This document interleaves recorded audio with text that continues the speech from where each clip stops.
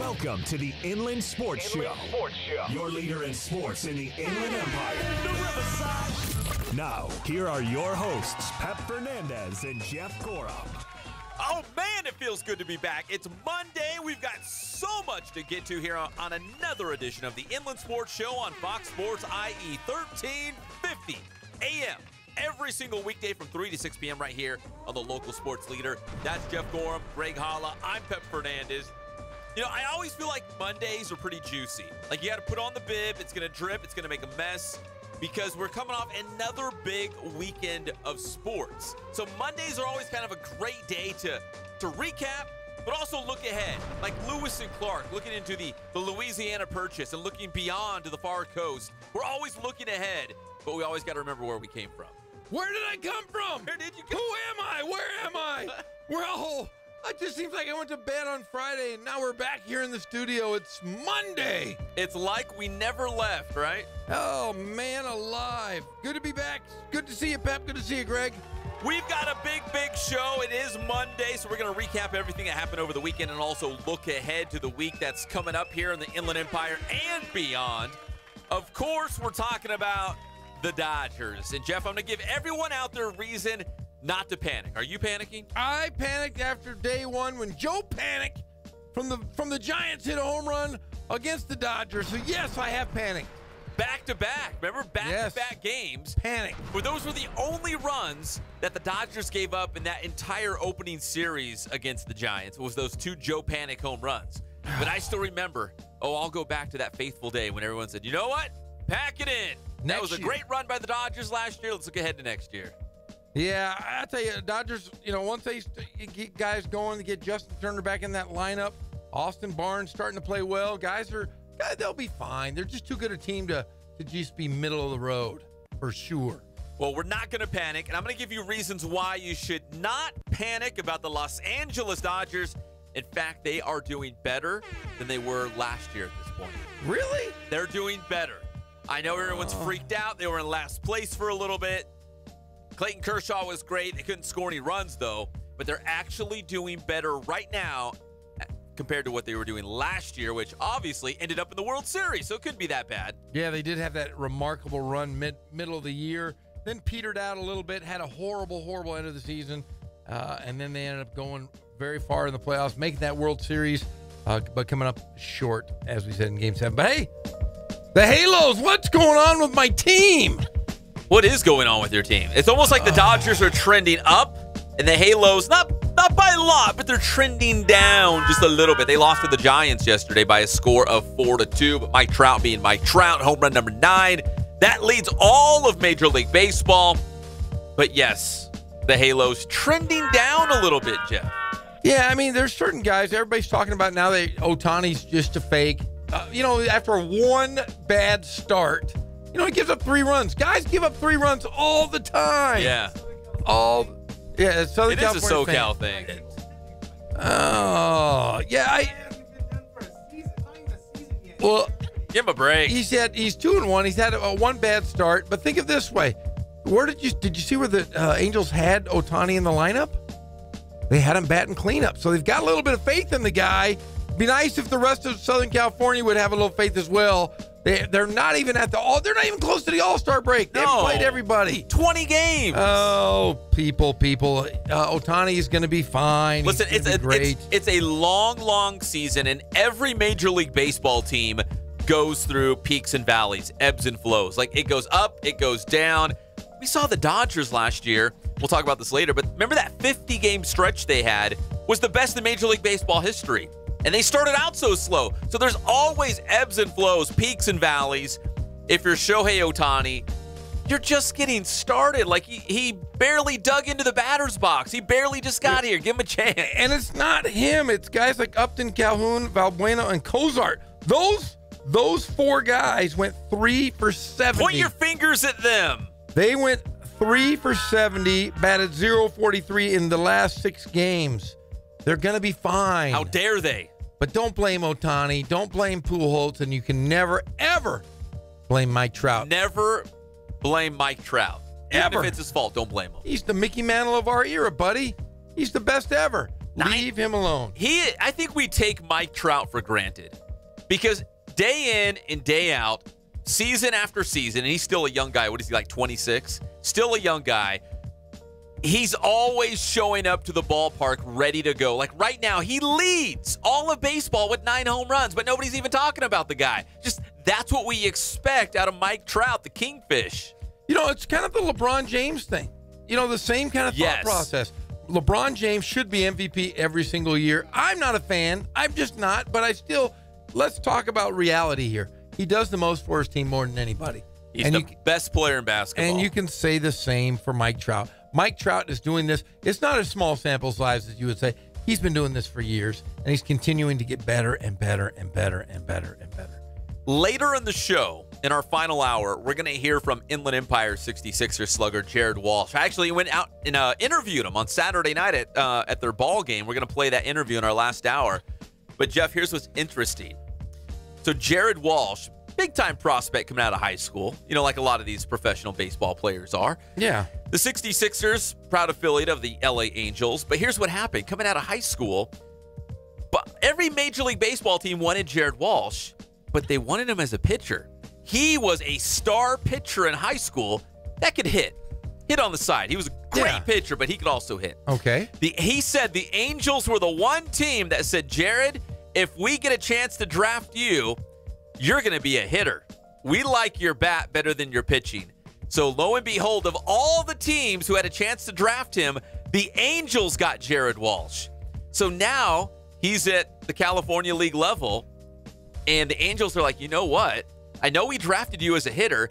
I know you lead our team in home runs and RBI. He's the cleanup hitter. He leads them, home runs and RBI. But if you go back, way back in Jared Walsh's past, he was a star pitcher, and now they're putting him on the mound. And if it keeps working out, they're going to keep doing it. So they're going to go both ways with him. He could. It was. I thought that maybe this was something that was in the works, but he said no. It was kind of on the spot the night of the game. They're like, hey, you know what? We're going to run you out to the mound. And he's like, really? And said they go find him like a special mitt because he's a first baseman. Yeah. They had to go find him a mitt. They sent him off to the mound, and he said it was kind of like riding a bike, getting back out there, but he really hadn't pitched seriously since his early college days, like the end of high school into college. So I don't know. I'm just saying the Shohei Ohtani experiment's working so far, but the Angels might be looking down through their minor league system, finding guys like Jared Walsh who are pitching stars, but they can also hit the heck out of the baseball. Now he's going to they're letting him do both. Well, Jared Walsh might be one of those guys that Sosha and the group of his coaches, this might be a way for them to kind of tinker with Ohtani by using, he's like a science experiment. Yeah, it is like an experiment. It is. He's a science experiment down here in the IE. And you got to tip your hats off to the Angels the way they're doing this so far with the young Ohtani. And it sounds like they're doing the same thing here in the IE with Jared Walsh. Yeah, I'm just curious to see how far this goes because, again, Jared Walsh is the 66ers' best hitter. And he had a little success when they sent him to the mound against Rancho Cucamonga, maybe enough that they're going to continue to at least exploring this idea of letting him do both, which we haven't really seen that often. Like I said, all the other major league teams outside the Angels told him, if we draft you, we're drafting you as a pitcher. You're not going to hit. You are a pitcher going forward. Well, I'm curious to know if he's practicing. Did he save? No. So he's just that one-time deal. I asked him, I'm like, were you pitching on the side? Did they have you warm up? He's like, they didn't say anything. They said, you know what, Jared, we're going to have you pitch the next inning. That was it. I was like Little League. I said, did you pitch at spring training or anywhere? He's like, no. He's like, it's been years. But the Angels knew in the back of their mind that he was a star pitcher back in the day. Now we're going to hear from him in the final hour. Oh, good. It's a pretty cool, neat story that we're going to follow as it goes along. Because, again, Shohei Ohtani's getting all this run, all this love. But it's happening right here in the Inland Empire as well with our good friend now, Jared Walsh. Well, when we were talking Shohei Ohtani, man, he's batting .333. He's got 42 at bats. He's got 14 hits. The guy's not a flash in the pan. The guy can play. We were talking about Mike Trout. Mike Trout now is batting over 300. He's got 9 home runs. He's got 17 RBIs. His on-base percentage is .406, and he's got 26 hits. The guy is a hitting baseball He's unbelievable. machine. Again, we take him for granted. Like, this is what he does year in, year out, game to game. We just take it kind of like you said, LeBron James. Yeah. It's just what we expect from them. Like, Mike Trout would need to have like a 4 home run game for us to be like, whoa, that was a great game for Mike Trout. You know, he goes out there, home run, 2 for 3, 2 RBI. Like, that's what he does consistently. We're like, oh, that's Mike Trout. He's on pace to hit 60 home runs, for God's sake. I'm just saying. 60. That's what I'm saying. And we're talking at a time where you have a kind of, I don't know if it's a live ball or a dead ball, but there's PEDs have sure disappeared. Yeah. And we know Mike Trout. We've been around him and know his work ethic. He's not that kind of guy. And he's tinkering on having those numbers that Mark McGuire, Sammy Sosa, Barry Bonds have hit, and he's doing this every year. It's ridiculous. I don't have my phone. You have it over there. That's okay. Just leave it on the charger. I really need to charge. But did you see on social media that there was a picture floating around of Mike Trout has this clear big jug of a liquid? It almost looks like I don't want to say Gatorade because that's not his brand. He actually endorses a power drink. It's Is it Under Armour?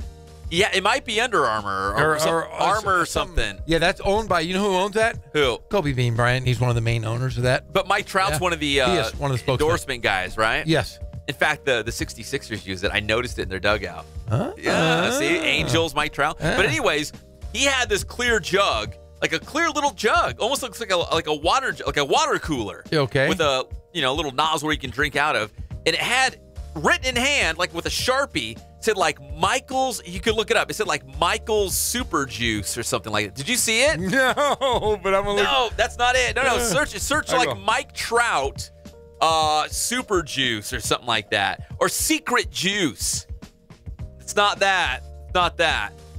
But it was just kind of interesting because here Mike Trout, phenomenal baseball player, probably the best player in the game right now. And they're like, what's his secret? So he hits a home run over the weekend against the Giants, and he comes back to the dugout. And all of a sudden, this picture is going viral all over the place, Twitter and Instagram, of him chugging this little jug, this little water cooler full of this red liquid. It's probably his Under Armour, whatever it's called, that power drink. But it says like Michael's Secret Juice or something like that. Here it is. I just found out what it is. Our boy Kono says it's Mike's Secret Stuff. That's what it is. And it's from Space Jam. And so he's kind of making fun of the movie Space Jam, and that's what it says on the jug. Isn't it funny though that someone actually labeled it, like handwritten? Someone took a Sharpie. That's funny. Like, hey, I need you to tape this to my little jug, and I need you to freehand it with the Sharpie, just right on there. What was it? Michael's Secret Stuff. Mike's Secret Stuff. But there's the thing is, all the Angels right now have these. Everybody has these jugs. Have you noticed that? Yeah, it's the thing right now. It's the thing right now. Every player has their own jug. And if you look at the Major League dugouts, you see them. They're all over the place. So, yeah, kind of funny stuff. It's the trend right now. To the NBA playoffs, couple quick notes here. A couple snapshots from these series. LeBron and the Cavs, they've evened their series against Indiana 2-2. The Spurs, well, they got one from Golden State. They took game 4. So they're down 3-1 to the Warriors. So I think Golden State's going to close it out in game 5, but it's over. It's over. Yeah, it was nice they got one for Coach Popovich. They put up a fight on their home floor in San Antonio, but I think the writing's on the wall. This one's going to be over with. And the only sweep that we saw in the first round, and I think this is kind of a little bit surprising, was New Orleans against Portland, 4 straight for the Pelicans. Yeah, I'll tell you what, the Pelicans just played out of their minds. I think that their bus ride through the playoffs will end when they play the Warriors later on this week, because that's what's going to happen. Yeah, it'll be the 2 versus well, not the 3, it'd be the 6, yeah. Right? 2 versus the 6. Yeah. So then, it'll end. I think it should end for the Pelicans. I think Golden State's going to start getting healed up here. Steph Curry will probably make his way back sometime during that series. That's what they said. Originally, they said the second round would be, there's no timetable, but the second round was likely when we would see Steph Curry come back from that MCL sprain. And if you think, really, you look at the series and you look at the way the playoffs are kind of shaping up, it's going to be kind of good for Steph Curry to come in this late because he's going to be rested. He hasn't played in a long time. If the knee is fine, that just gives them extra Steph Curry, because look at LeBron James. LeBron James right now is playing every minute of every game. Just about, right? And I think he played, 46 minutes? Yeah, well, the last 3 games he has played the entire second half. He has not come out of the game. They can't take him out. No, and can you imagine? And let's just he played all 82 games, by the way. He played every single game in the regular season. Let's speak hypothetically here that he plays he plays 7-game series until they play if they make the World Championship or the Eastern Finals, right? That would be 21 games under his belt that he's playing. He's going to be exhausted. Basically the entire game. Yeah, he's going to be exhausted. And that's a quarter of a season. A quarter of a season extra. Yeah. He's there. He's where he is shot. Shouldering the whole thing. Yes. Oh, it's terrible. I remember in college when I was the older I got, my body was different. I had injuries that were really bad, but my body was shot at the end of the year, and I played a lot of minutes always because I just scored, so I played all the time. But LeBron James, I can only imagine playing 82 games and then an extra 20. He can end up playing an extra 28 games. I guess it would be different if Cleveland was sweeping their opponents. But they're not. And the other Eastern Conference series or battles, they could go 7 games. You'd actually have some extra downtime to, heal up and rest a little bit, but it's not. They're in battles. No, they're 2-2. He cannot rest during the games. He can't rest in between games. There is no rest for LeBron James, and he's playing an extra quarter of a year. I don't see anybody. If they do get out of the East, there's no way heck they can run with anyone in the West. It's just a matter of tired legs. That's it. We'll jump back into the NBA playoffs in our next segment. A couple other quick notes as we go through our inland sports headlines. The Ontario Reign, hashtag the Rain Train. They lost in double overtime out there in Ontario. 5-4 was the final score against the Texas Stars, so they are down in their playoff series. 2-1 to Texas. Game 4 is Tuesday night right out here at Citizens Business Bank. Go check them out. And Cal Baptist Baseball. Remember we were talking about they lost the first game to Azusa Pacific, the #1 team in the country, by a score of 17-4. Yes. Well, they took the next 3. They won the series against APU. I told you. Hey, I was all in agreement. Hashtag Lance up. I'll tell you, Gary Adcock, finishes out the last series against their biggest rival, Azusa Pacific, who's ranked #1 in the country. Great momentum as CBU is finishing up their year. Because they're going to win the next few series. I was looking over there. They got to do it. They got to do it. They got some confidence. They're on a roll right now, and it's all brought to you by our good friends at Spoiled. Quick quality oil change. You'll be spoiled by great customer service and the lowest prices. Go check them out. Get your flour, get your mint on the way out. Get some new wiper blades too. Why not? I know it's sunny out there, but the rain, it's always coming. Spoiled. Quick quality oil change. Ken Sporting Goods. More than 40 years in the Inland Empire, bringing you all of your sporting gear needs, team sales, the sports gear, of course, Letterman's jackets, need a new helmet, cleats, baseball bat, a mitt, Ken's Sporting Goods. They have it all. One-stop shopping at Ken's Sporting Goods. Boost Performance Training with Coach Ray Bass. Check them out. That's boosttrainingsystems.com. That's the website. Follow them on Twitter. Follow them on Instagram. Keep up with all the latest classes they have, the Boost athletes, all the cool things they're doing from youth, college, high school, pro. They do it all at Boost Performance Training with Coach Ray Bass. And Catalano Motors in Corona off of Temescal Canyon Road, where you can buy, trade, and finance all in the same spot. Now, the special was the 2017 GMC Yukon. Sweet, sweet deal. Just 39,000 miles. Unless Jeff bought it, it's still going to be over there, I think. It is still there. If you run over there, there's still a chance. Jeff's going to get in his car right after the show and head over there off of Temescal Canyon Road. But you can go check it out for yourself or call Derek Catalano directly. He wants to hear from you. That's Catalano Motors in Corona off of Temescal Canyon Road. When we come back on the Inland Sports Show, Jeff, we're going right back to the NBA playoffs. We'll take a look at some of the first-round playoff series that we have not touched upon. We'll recap last night and look ahead to some big games coming up tonight. It's the one and only Inland Sports Show on Fox Sports IE, 1350 AM.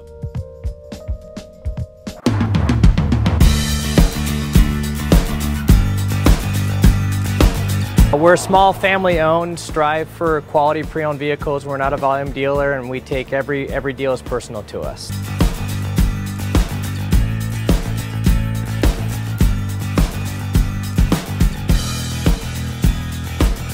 We're a low-stress environment. We're not a pressure sales house. If you want to shop us, you're more than welcome to shop us. We have, like I said, great rates, competitive financing, a lot of one-owner, clean Carfax, clean title vehicles. As you see, we have Carfax everywhere. That's most important to us, to educate our customers before they make a purchase.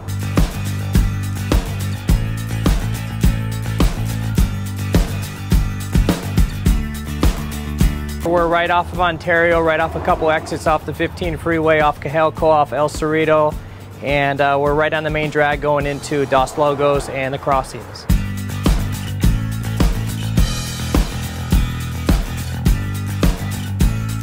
We have great financing, we have great lenders that we're using. We do buy, sell, trade, cash for your car. Whatever we need to do to help accommodate the customer, that's what we're here for.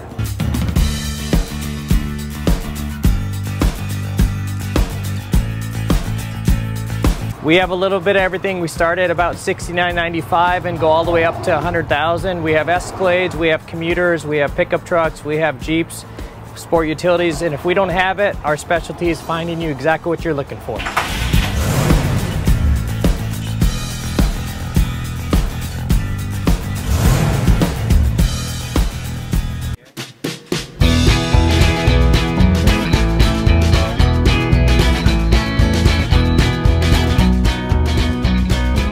Thank God, first of all. I thank the great people that I've got around me that help support me, the people that work for me. As I started, if it wasn't for the people around me, we probably wouldn't be here right now, but I've got a great staff. I've got great people that do stuff for us outside the store, and we've been very, very fortunate.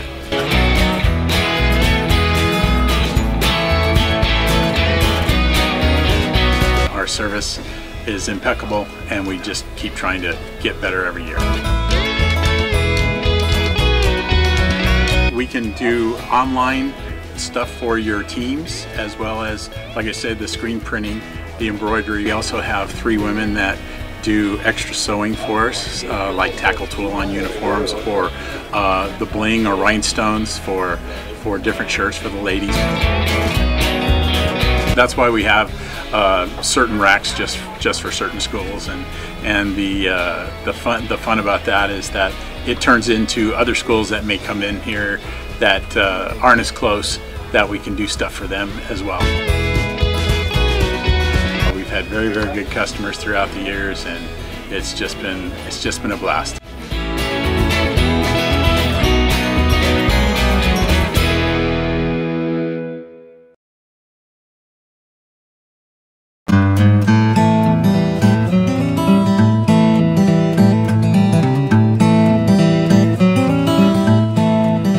Focus on the customer here.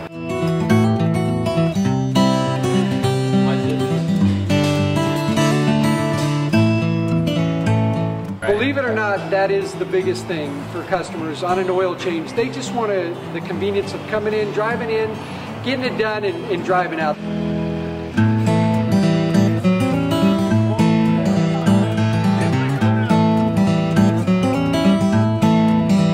Just greet them, get them going, and they're done in about 10 minutes or so.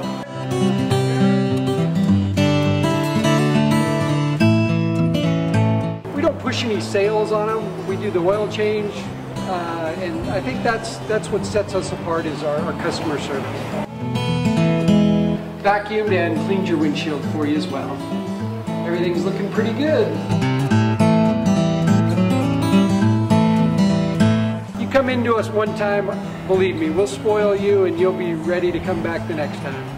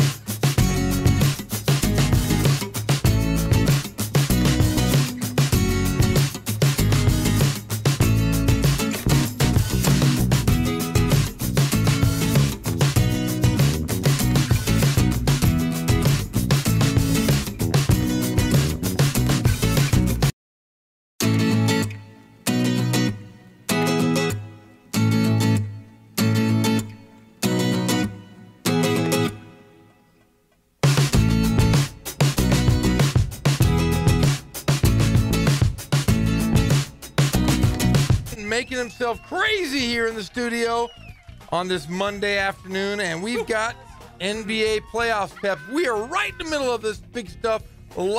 Any big surprises to you that step out this year? No, nothing. Well, Nothing. I'll take that back just for a second because New Orleans sweeping Portland kind of caught me by surprise, but I wasn't, because Portland was the number 3 seed, but I was never big on the Blazers in the first place. They've got a great backcourt, and they can score a lot of points. But team-wise, I was just never sold on Portland. I wasn't necessarily sold on the Pelicans either. I thought the Pelicans were very similar to the Oklahoma City Thunder. On paper, a lot of talent, but technically a good team. I just was not sold, I guess you would say, on the Big Easy. Yeah, talking about those Oklahoma City Thunder, boy, oh boy, I am not sold by them at all. Carmelo Anthony has been nowhere in the playoffs. Paul George has been really a minor character, and Russell Westbrook is trying to be too much Russell Westbrook. Did you see what he did last game? What did he do last game? Did not take a shot in the fourth quarter.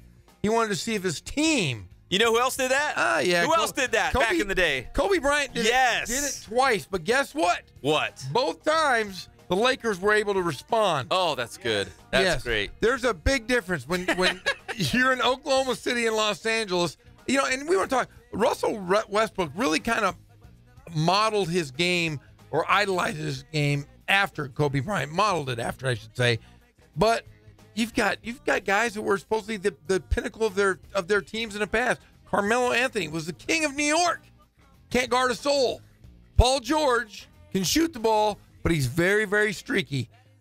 And I don't see I don't see Oklahoma City getting through this round right now. Well, Ricky Rubio of the Jazz went nuts on Oklahoma City. So, to be honest, I didn't know Ricky Rubio was on the Jazz. That's a pretty good backcourt, though. He and Donovan Mitchell. Yeah, Donovan Mitchell. Rudy Gobert protecting the rim. Like, all of a sudden, I'm like, you know what? Maybe the Jazz aren't that bad. The Jazz aren't bad. And their coach, Quinn Snyder, remember the... I covered him in the D-League. Remember we were talking about the Austin Toros. Quinn Snyder, I think, he was a Duke guy, right? I think he was a Duke guy. He was the head coach at Missouri. Yeah, had some problems. Missouri Tigers, yeah. Kind of got himself out of basketball for a while, but it's nice to see that. It's nice to see a guy coaching basketball. He's not an ex-NBA guy. You look at it and you go, oh, that guy's an NBA guy. He has a lot of assistants around him. He seems to, when you watch him coach the Jazz, it's like he's coaching high school basketball. He's telling these young guys what to do. They're listening. They respond to him. They're believing in it. They do. They wouldn't be this far if they didn't. And Donovan Mitchell is, I still say, is my MVP, or not my rookie of the year, but it's hard to go against Ben Simmons.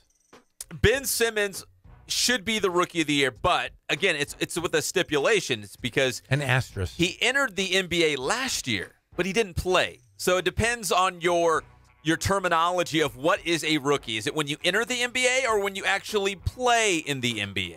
That's where people get hung up on. But I mean, he's 6'11", and I kind of put it in perspective yesterday when I was sitting around the house. I'm talking to my oldest son. And he goes, Dad, that guy's he's a 7-foot point guard. Should be like a center, right? Or power forward. But. Yeah, and just, you look at Magic Johnson. There are some parallels. Magic Johnson wasn't the best shooter, wasn't the best rebounder, he's a really good passer, but he wasn't the best athlete on the floor. But he did everything so well, but not everything great, if that makes sense. And that's Ben Simmons. Ben Simmons can't shoot yet, but there is room to improve. That's for sure. He's still a young guy. Still a young guy. You don't know if he's right-handed, left-handed, or plays with his feet. He's just one of those freakishly athletic 6'11" big men that does very good things, but not great at any one. If that makes sense. Yeah. All right, let's keep circling around the NBA playoffs. The Spurs, they did get that one game against Golden State we were talking about. So it's a 3-1 series lead for Golden State after San Antonio took Game 4, 103-90. In the process, Manu Obi-Wan Ginobili passed our own Reggie Miller, the pride of Riverside Poly, for number 3 all-time in three-pointers made in the postseason. And, Jeff, I was surprised by this to see the list of all-time three-pointers made in the playoffs. Number 1, Ray Allen. Not surprised about that. One of the best shooters all time in the NBA. Yes. Shuttlesworth. And number 2 all time, this is the one that threw me for a curveball, was LeBron James. When I think of LeBron James, I know he's been around for a while now, but I don't necessarily see him as a three-point shooter, but he's number 2 all time, ahead of Kobe Bryant, ahead of everybody. Well, it's because he's played so many damn playoff games. I mean, he looks like an old man. He's been around for a while. Yeah, think about it. If 15 years he's been in the league, he's played in the playoffs every darn year. Every year he's been in. And he's played so long. Since he was 18. Minutes. So he's was put that up 14 seasons? Something like that? 14? I think it's 14 or 15. I think it's his 15th year.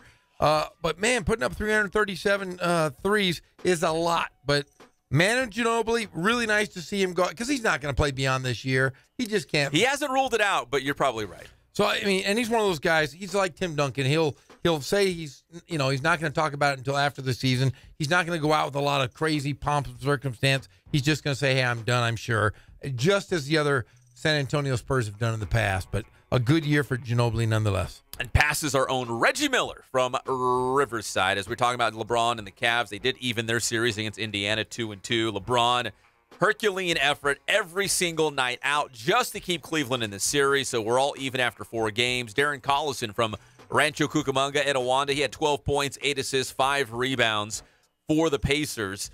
But they're led by Victor Oladipo. If Oladipo can get hot, there's not a lot of star power on this Pacers team, but I think a lot like the Utah Jazz, a good team overall. Yeah, very, very good team. Darren Collison, a very good role player, good point guard, great defender. Victor Oladipo had that game 1 where he was on fire, didn't seem to miss anything. He's kind of come back to reality. He's not the greatest shooter there is.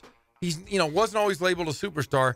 If he hits like he did the first game, it'll be tough for the Cavaliers to win.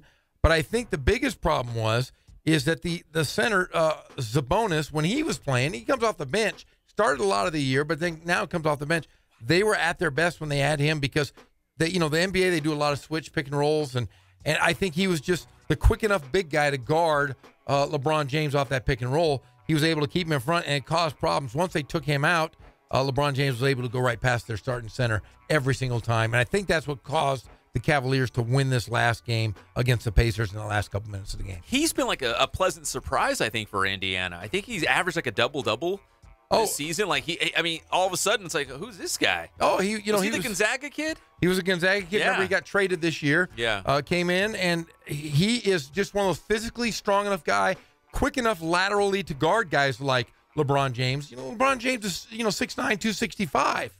You bring in a Sabonis. His father's a Hall of Famer. Arvydas Sabonis was they say when he was playing in Russia before he came to the NBA, they say he was better than any player on the planet. 7'4" guard. We saw a little bit of his greatness when he played for Portland. He was a good passer for a big man. A great passer, good ball handler for his size, but he just didn't have the legs when he came to the NBA. But nonetheless, in a Hall of Fame career. Also in the East, the Wizards, the number 8 seed, they've evened things up with Toronto 2-2. Again, the Raptors, great backcourt. I think the Raptors are kind of similar to Portland. They got 2 really good players and then some other guys, some other pieces. And right now they find themselves in a dogfight with the Wizards. Their series is tied at 2 right now. And the Raptors, as a number 1 seed, you usually predict a number 1 seed just going to roll through 4 straight games and out. But they're in a battle right now with the Wizards. Well, they match up really well. We talked about the Wizards. They have Bradley Beal, and the other guard is phenomenal as well. John Wall, Bradley Beal. Those 2 guys are comparable to the Raptors' 2 big 2. Yeah, Lowry and DeRozan. They're similar. So, it's going to come down to the guys that are the other 3 or the other 7 if you count the bench players. You're right. Like, if they cancel each other out, it's going to now you're left with who's left on each team. Who's going to pick up the slack? Who's going to be those supporting players and get the job done? Yeah, but it should go to the Raptors because it will end up on their home court. Right now they're tied 2-2. They're going to end up playing. I imagine it goes 7 games, but it still could be a toss-up because the Wizards are very, very streaky. And like I said, Bradley Beal is one of the most streaky guys in the NBA. He can go out for 40 or he can go out and get you for 10. He's just one of those kind of players. They just beat each other up in the East. They do. These playoff series, especially the first round, they're just beating each other up. The other series, real quick, the Bucks have evened things up against the shorthanded Celtics. They're all even at 2 apiece. Jeff, real quick as we round out our playoff segment here, Giannis Antetokounmpo, I think I'm close. Antetokounmpo. Just the Greek freak? Bless you. The Greek freak. Yes. So Milwaukee won their big playoff game against Boston, game 4 to even the series up at 2 apiece. He went to a local Mexican restaurant in Milwaukee, he had to leave because he stood there for like 10 minutes and nobody helped him. Can you believe that? And he posted on Instagram, not bashing the place, but somebody took a picture of him standing there and said, "Can you believe it? The Greek Freak is standing right behind me. He hasn't said a peep. He's been nice and quiet at this Mexican restaurant, but nobody came over to help him, so he left." That was that restaurant's chance to be famous. So what did he do? He went down the street to a pizza parlor, and guess what? It was all over social media. Look who's eating pizza at our place, the Greek Freak. So the moral of the story is, if the Greek Freak wants to get a burrito or an enchilada or a chile relleno, you help him. Sit him down, give him some chips and salsa. Put it on social media. Yeah, that's a little strange, but that's really strange. Can you believe that? In fact, he tipped the ball in with like 4 seconds to win it for Milwaukee. He was the hero. And he tries to get some chips and salsa, like a big chimichanga. Nobody would help him. Well, you look at that series, and I think the Bucks right now are pretty even with the Celtics. You look at the shooters for Milwaukee. They don't have anybody that stands out. You say, hey, he's a great shooter. You have guys, Jabari Parker, maybe Eric Bledsoe is the closest thing to a scoring shooting. Yeah, he's not bad. But guys like Chris Middleton, the Greek Middleton Freak, can score. Thon Maker, these guys aren't going to stretch your offense, though. The Greek Freak will, because he's a slasher. He's 6'10", 6'11". Super athletic. Super athlete. But I look at this Boston team who's so well coached. They're shorthanded. They're without their studs, Kyrie Irving. I think Boston, though, will somehow make their way and get out of this series with a victory. It's going to be a fun series, these last 3 games between the Bucks and Celtics. Jeff, all-time playoff games played, what's your guess? Which 4? NBA player has the most playoff games played?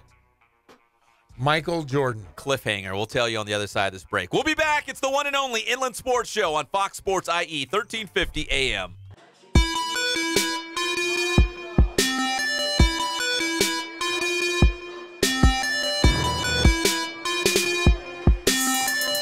I played once upon a time at Centennial High School. I was actually on the first ever CIF championship team back in 2000, and then my senior year we won it again.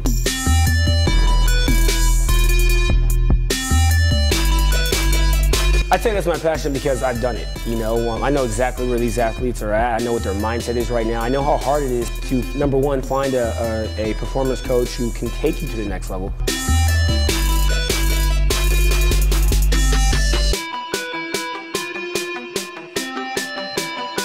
What sets us apart has to be, how we work with our athletes and what we know.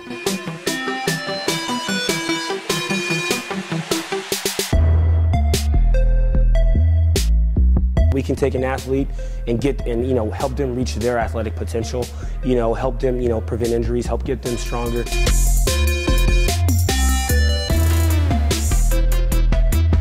I know every single athlete who steps into this gym. I know exactly where they're at, and I'm going to progress them every week. If you're not getting results, then, what's it about? We're going to deliver something that's measurable, in terms of speed, power, strength, agility.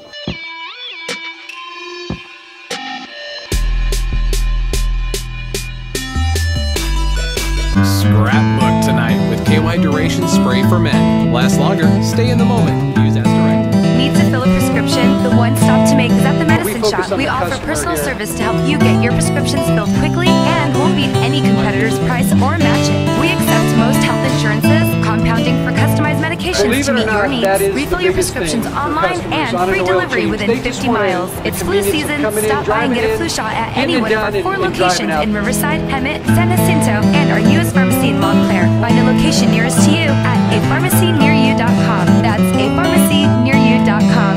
We just greet them, get them going, turn off they're the done in TV about and turn 10 on minutes a or so. clever little app called Audible. With Audible, you can listen to the stories you love while doing the things you love.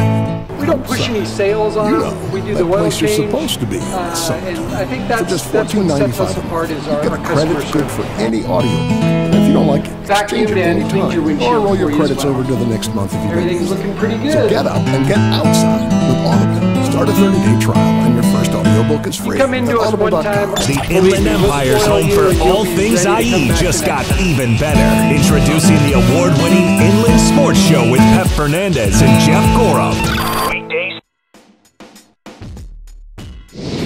So how you guys doing? My name is Coach Ray Bass. We're here at the Boost Performance Center today, and here with the one and only Pep Fernandez, and we're going to go over a real basic vertical jump, all right? We're going to teach you guys the technique and its progression. This is a great drill for really any sports, really emphasizes pure power production through the hips, and power is really important for basically any type of athlete, whether you're a football player, track, soccer, basketball. You know, we all want to be powerful, strong athletes, so we're going to go over that today. All right, so first things first, I'm going to have Jacob go ahead and stand with his feet underneath his hips. So you want to have your toes pointed forward. You want your feet to be about hip width, all right? He's going to have his shoulders flexed, all right, in front of his body. So arms up in front. Okay, now, the most important part here is what's called a counter movement. And what that is I'm going to throw my shoulders back into extension, all right? I'm going to flex my hips, all right? So the shoulders are going to be flexed, and the hips are going to, the shoulders are going to be extended and the hips are going to be flexed, all right? And then we follow that up with shoulder flexion and hip extension. It's got to be really fast, all right? So right now, I'm just going to show you the first phase of that. So Jacob, I want you to drop your hips into flexion. I want you to throw your arms back into extension when I say go. Ready? Go. Right there. So come up. That's the most important movement there. So after that, it's the landing, all right? So we want to get as high as we can. As I go up, I want to extend through my hips, through my knees, I want my toes pointed up. And when we land, I'm going to land back into that hip flexion, arms extended, and I want to stick the landing, all right? So we're going to go over it now. So now we're going to actually jump here, Jacob. I want to see that counter movement. Go ahead and walk a little bit closer to the hurdle here.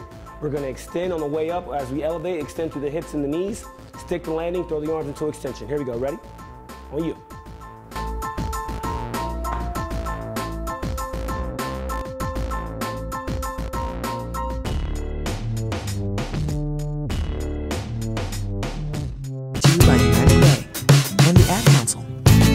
It takes 12 years to create a graduate. It takes about the same time to create a dropout. And at the end of the day, the difference between a child becoming one or the other could be you.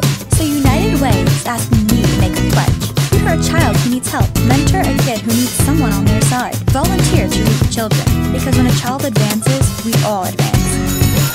Be a reader, tutor or mentor, give, advocate, volunteer, live united. Take the pledge now at liveunited.org. Brought to you by United Way and the Ad Council. This is Edward James Aldridge. Did you know that today 1 out of every 4 American kids is Hispanic? That means many of the future doctors, engineers, and entrepreneurs of our country can be your kids. We all know how hard it is for you to send them to college. This is why many support you. And the Hispanic Scholarship Fund helps you prepare, plan, and pay for your kids' college education. Learn more at hsf.net. Brought to you by the Hispanic Scholarship Fund and the Ad Council. This is Mike Linscott, the voice of your Rancho Cucamonga Quakes baseball team, proud affiliate of the Los Angeles Dodgers. Thanks for listening to Fox Sports, home of the Rancho Cucamonga Quakes. We are Fox Sports!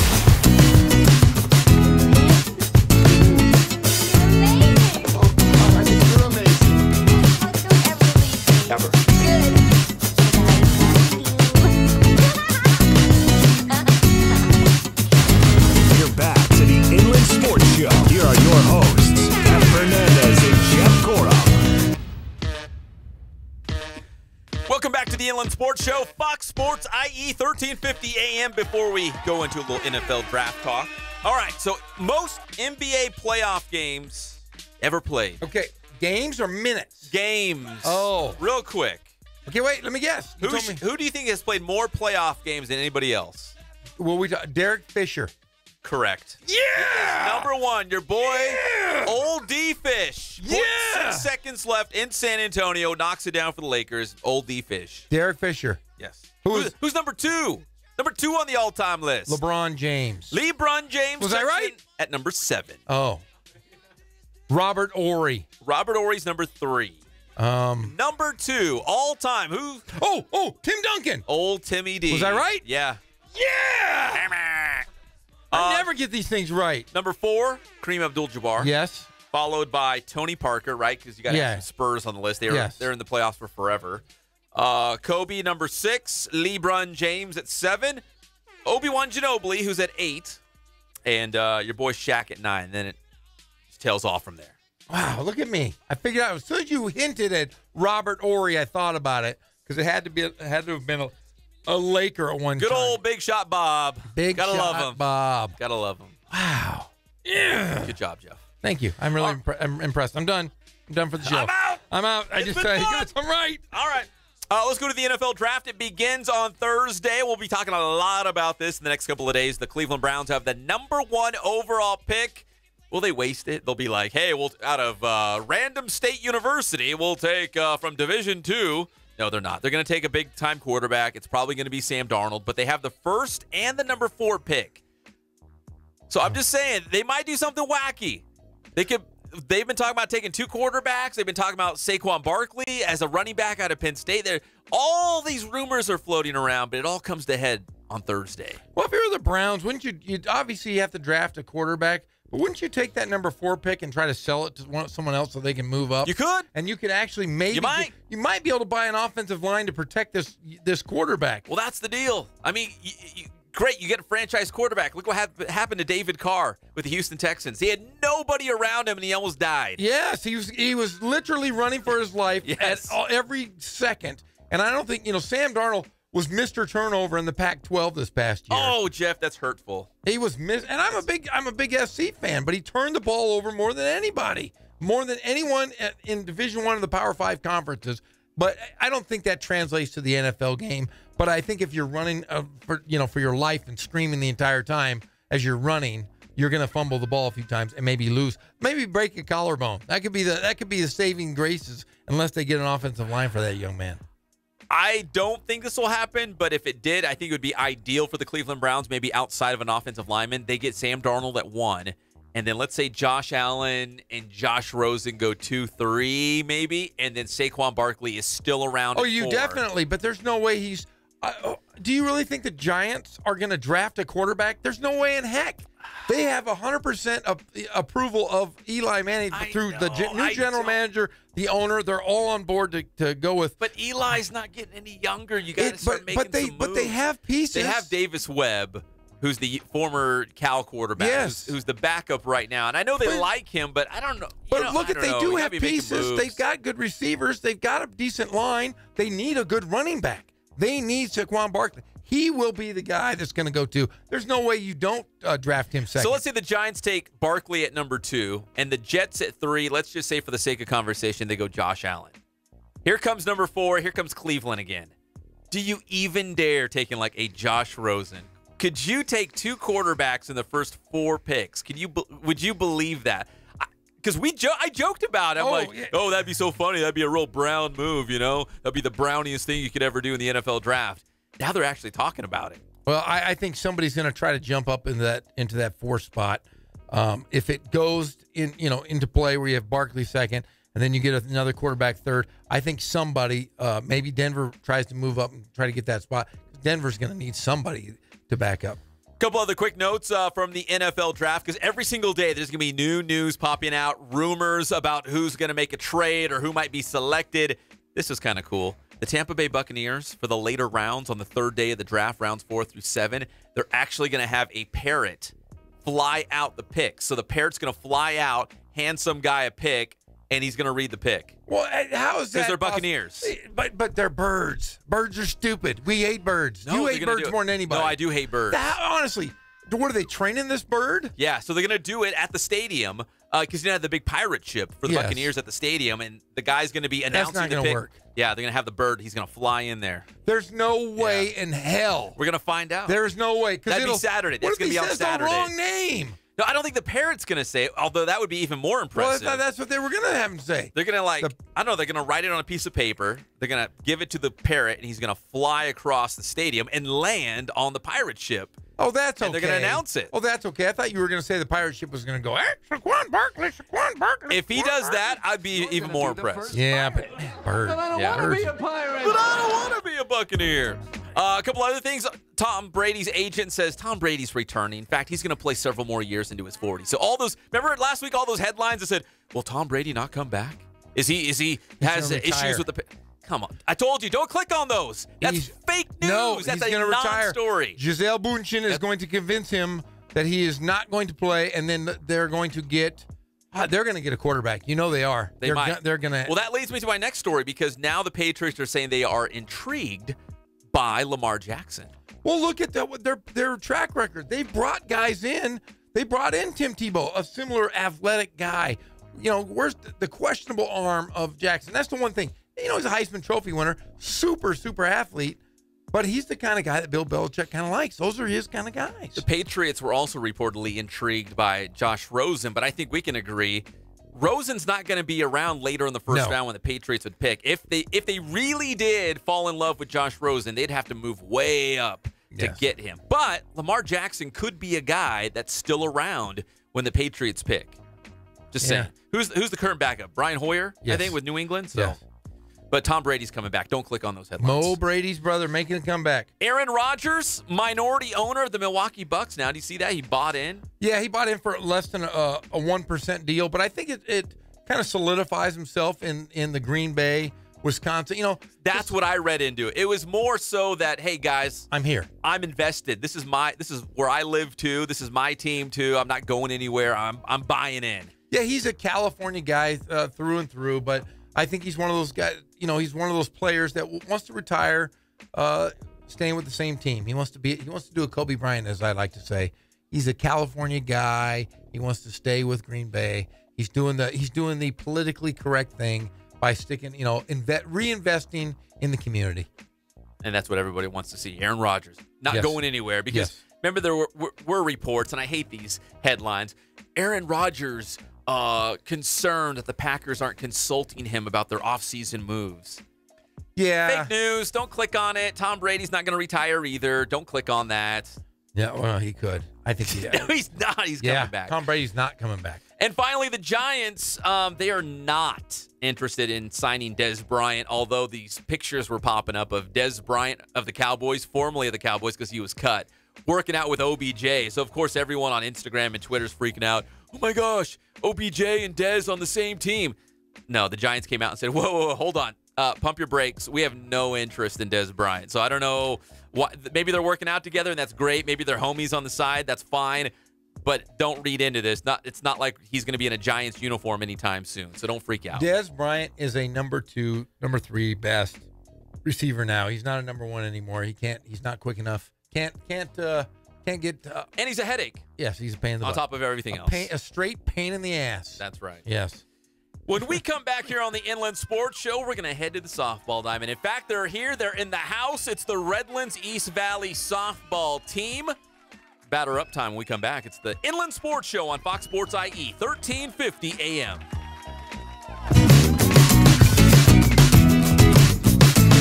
Shaq, let's just say the snake bit your mom right up here, right in the chest area. Would you be willing to suck the venom out to win the game? No. With your wife. Thank you, Shaq. Inland Empire sports fans turn to the Inland Sports Show. You talk to the radio? On Fox Sports IE 1350 for breaking news, exclusive interviews, and big-name guests in the IE. When it comes to hiring, you don't have time to waste. You need to get to a short list of qualified candidates fast. That's why you need Indeed.com. Post a job in minutes. Set up screener questions based on your job requirements. Then zero in on qualified candidates using our intuitive online dashboard. Your time is precious. Let Indeed help you get to a short list of qualified candidates. Post a job today at Indeed.com/hire. Search for greatness. Search Indeed. As a marketer, you want to reach everyone. Adults, teens, millennials. But it's not like these groups all hang out in the same place, right? Actually, wrong. They're all right here, listening to radio commercials just like this one. Radio ads connect with 93% of Americans every week. That's more than Google, more than Facebook, more than TV. In fact, radio reaches 20% more millennials than TV. Want more of the people you want to talk to, all in one place? You want to get to iHeartMedia.com and get AM/FM working for you. Pros in the know start with Lowe's, because Lowe's Pro Desk is staffed with dedicated associates to help with everything from supplies to services, just for pros. Stop by and see us during Pro Spring Appreciation, April 16th through May 4th, and find out how services like buying in bulk can save you money, or how you can save time ordering online and picking up your order at the Pro Desk. So, Pro, now that you know, let's get started. Check with your local Pro Desk for a schedule of Pro Appreciation events and offers now through 5/4/18. This it's tax season, AutoZone has everything your car needs. Did you know that with the Loaner Tool program at AutoZone, you can borrow a specialty tool with no purchase necessary? Choose from over 100 tools to help you get the job done right, no matter how big or small. And right now, you can also save $5 on AC Pro refrigerant to help keep you cool. Visit any of the 275 Greater Los Angeles AutoZone locations and let's get you what you need. Deposit required. Restrictions and details in store. Get in the zone, AutoZone. The Inland Empire's home for all things IE just got even better. Introducing the award-winning Inland Sports Show with Pep Fernandez and Jeff Gorham. Weekdays 3 to 6 p.m. Your local sports leader in the Inland Empire. Fox Sports IE 1350. This is a guided meditation on parenting.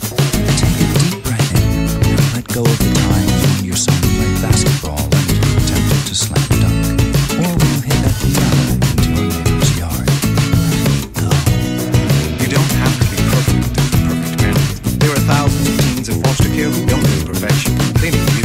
For more information on how you can adopt, visit adoptuskids.org. A public service announcement from the U.S. Department of Health and Human Services, Adopt U.S. Kids, and the Ad Council. Well, I finally improved my credit score. What? The band is about to be discovered. Rock gods don't need to worry about credit scores. We're supposed to think about how many guitars we've smashed, make ridiculous on-tour requests, tragically break up and blame creative differences. I'm not banking my retirement on a band that's never left your garage. When it comes to financial stability, don't get left behind. Get tools and tips for saving at feedthepig.org. This message brought to you by the American Institute of CPAs and the Ad Council. Ian Ralston was a combat medic who was injured in Iraq. When I met Ian, I knew we had to help him get his housing grant, an auto grant, and every benefit to live as normal a life as possible. My name is Jason Stevenson, and I work for Paralyzed Veterans of America. PVA has helped hundreds of thousands of veterans with the care and benefits they've earned, changing lives and building futures. To learn more, visit PVA.org, a public service of Paralyzed Veterans of America. People are always looking to invest in a good opportunity. So what if you could invest in the future of kids, like a stock? Not the kind of stock that's about making money, but a stock for social change, called Better Futures. With your investment, it helps students like me go to college. My name is Charles, and I'm your dividend. Invest in better futures with UNCF. Visit uncf.org/invest. A mind is a terrible thing to waste, but a wonderful thing to invest in. Brought to you by UNCF and the Ad Council. We depend on our drinking water supply daily, but where does that water come from? Your water provider encourages you to get to know your local water source so together we can protect and preserve it. The investments we make as a community to protect our water source now ensure we have a sustainable drinking water supply for the future. Visit drinktap.org to learn more. This message is brought to you by the American Water Works Association and your local water provider. This is Mike Linscott, the voice of your Rancho Cucamonga Quakes baseball team, proud affiliate of the Los Angeles Dodgers. Thanks for listening to Fox Sports, home of the Rancho Cucamonga Quakes. Mom, why is the sky blue? Why don't animals talk? Why do dogs have red noses? Why isn't 11 pronounced 1, 2? Kids ask a lot of questions, Why do I have a belly button? but you don't have to know every answer. Why is the ocean salty? Because you don't have to be perfect to be a perfect parent. Why are there 50 states? There are thousands of children in foster care who don't need every question answered. Why is pizza round? They just need you. For more information on how you can adopt, go to adoptuskids.org. A public service announcement from the U.S. Department of Health and Human Services, Adopt U.S. Kids, and the Ad Council. Your home for sports in the Inland Empire is Fox Sports IE 1350 KUBE AM Riverside. When life gets you down, you know what you gotta do? Just keep swimming, just keep swimming, just keep swimming, swimming, swimming. We're back to the Inland Sports Show. Here are your hosts, Pep Fernandez and Jeff Gorham. Welcome back to the Inland Sports Show on Fox Sports IE 1350 AM. We're proudly brought to you by our good friends at Spoil. Quick quality oil change. Kin Sporting Goods. Boost performance training with Coach Ray Bass and Catalana Motors in Corona off of Temescal Canyon Road.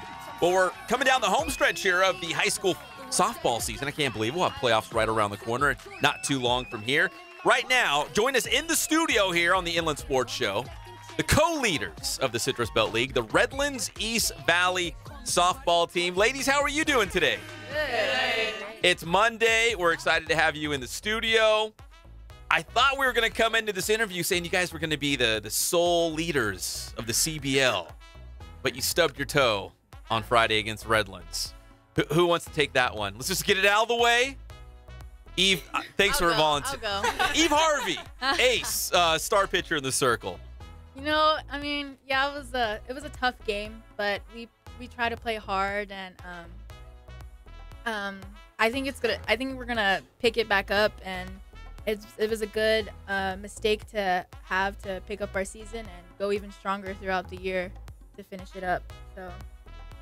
Yeah, like not, the Angels, the Red Sox, nobody goes undefeated. They take some losses along the way, and sometimes it, builds you up and gets you better, in terms of the postseason. Because you lose this one, it's okay. You bounce back. You have a couple more games this week. In the playoffs, it's a little different story. Yeah. Shelby Arbiter back in the corner. Shelby, let me ask you, when you play your rival, go ahead and step up to the mic. Okay. Again, I'm loud, so you have to be loud with me. Got it. What's it like when you play your rival? She's a natural, right? Shelby, what's it like when you play your rivals? Whether it's Redlands, I guess Citrus Valley would be the rival. Ukaipa's, but is it still the Terriers? Yeah. When I play the rival, I get really anxiety filled, but have so much excitement to get on the field and play because there's nothing better than beating a rival. So again, we did beat one with Ukaipa. We swept Citrus, but again, we did split with RHS, but. You know what? It happens, and we're just ready to get back on the field. Let me go to Maddie Farrow over here. Maddie, there's so many good teams in the CBL. When you look at softball across the Inland Empire is like a hotbed for high school softball teams, like really, really good players. Everyone's signing, scholarships, going different places. In the CBL, that's the same thing. Every single day, you're facing a really good team. So to be in first place right now in the CBL, what do you think that says about this Wildcats team? I think it shows that we have a lot of heart when we play. We all work really well as a team together too. So I think it just definitely shows on the field that we all want to be there and just win. So pick first. What's up, Amanda? Amanda Carey here on the Inland Sports Show, Fox Sports IE 1350 AM.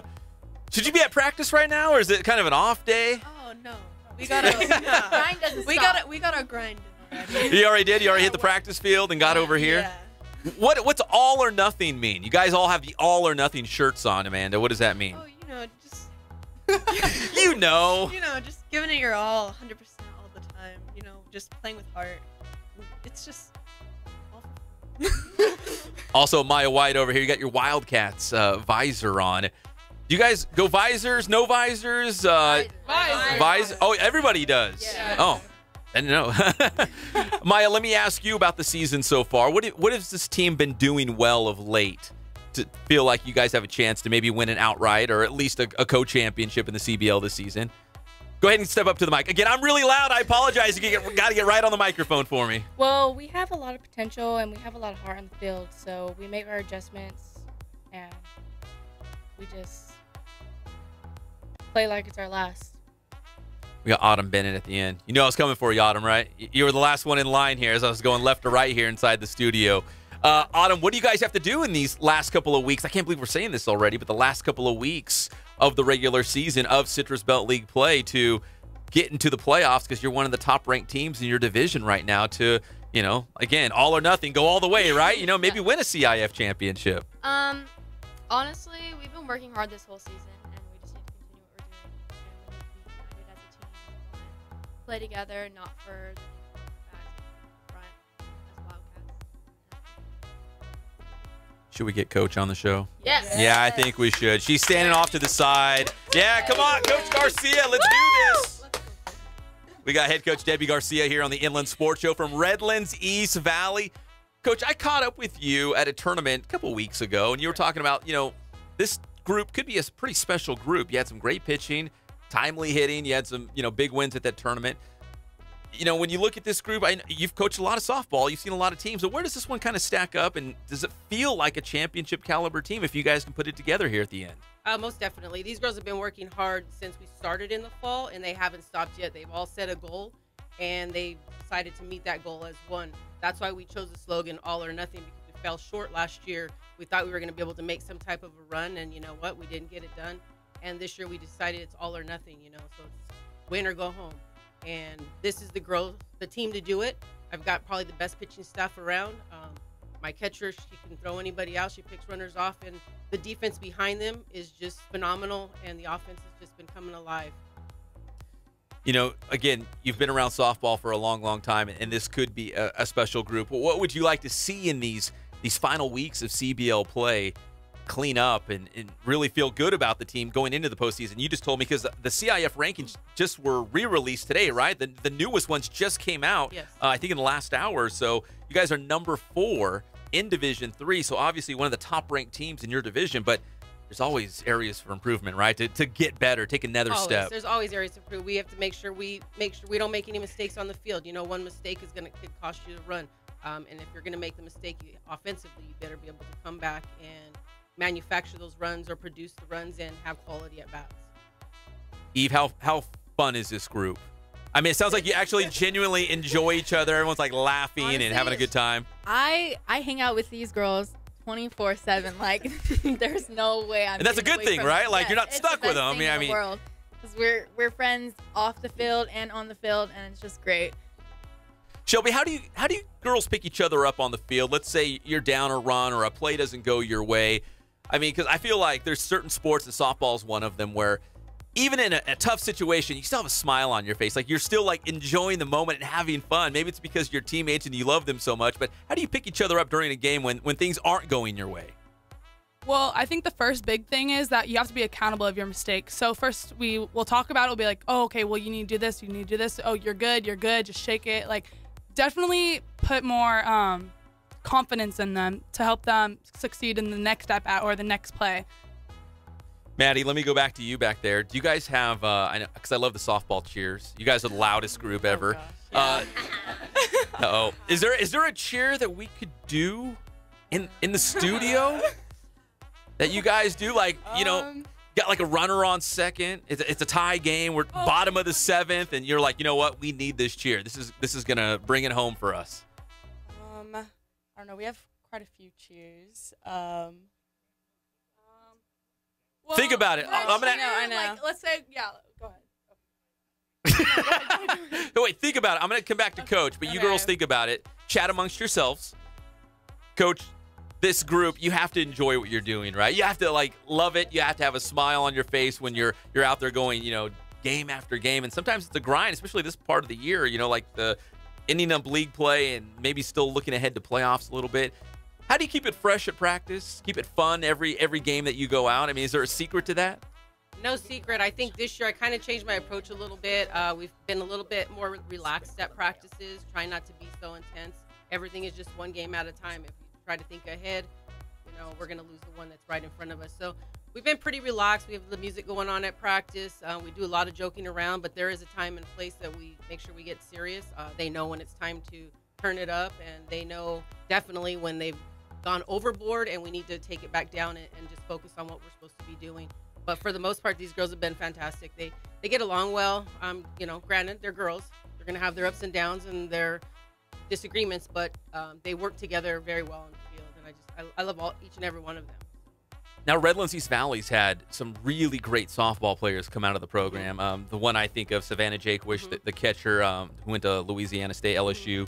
What do you think it says about this Rev program that you're able to not only win games, but you're also, I guess the bigger picture is helping them get scholarships, go on to the next level, get an education? I mean, because that's part of the deal, right, of being a coach? You know what? For softball, scholarships come more out of the travel ball area. But I was looking back at some videos back from 2013. Ron does videos for us, and probably out of the 15 of my players, there was about 9 of them that went off to play college ball. And that's huge when I look back and I see these girls continuing. Every one of these girls will end up somewhere. They're already, she's verbal, she's about to. This one's already committed, and, you know, these two will be on their way. So to see them getting things done, not only do they work with me 5 days out of the week, they have to go to travel ball practice on Sunday and put in another 4 or 5 hours. That's a grind, right? That's a grind right there, you know. So exactly. All or nothing. All or nothing. Who picks the music? Coach was talking about music, like at practice, or maybe, I mean, who picks? We all kind of just pick it. It's a collaboration. Until Coach Ron gets there. Yeah. And then he switches it? And it's to rock. It's AC/DC? It's classic rock stuff. All right, do we have a cheer? I feel like our team says more of like Sanes more than anything. Sanes. Okay, I like it. That's good too. We like to be more annoying than anything. Annoying. That's right up my alley. Okay, so how are you annoying? So there's so many ways. I don't even know where to start. We're so annoying. So let's say like a pitcher throws a high ball and we're really annoying and we'll all go like hi at like different times. Oh, like the ball's high, but you're saying hi. Yeah. I get it. Okay, that's annoying. Yeah. What's another good one? We'll just say, oh yeah, then one person will go like, oh yeah, then Who on the team? Because I'll always be at a game and I always hear like this weird, funky voice. Like someone like throws, like it's always like a weird voice. Like you're like, yeah, and you're just like, yeah. It's like, whoa, who was that? Who's Shelby? Do you have the weird voice? Yeah, probably. So like if your teammates are going, yeah, go hit the ball, and you follow up with a what? I just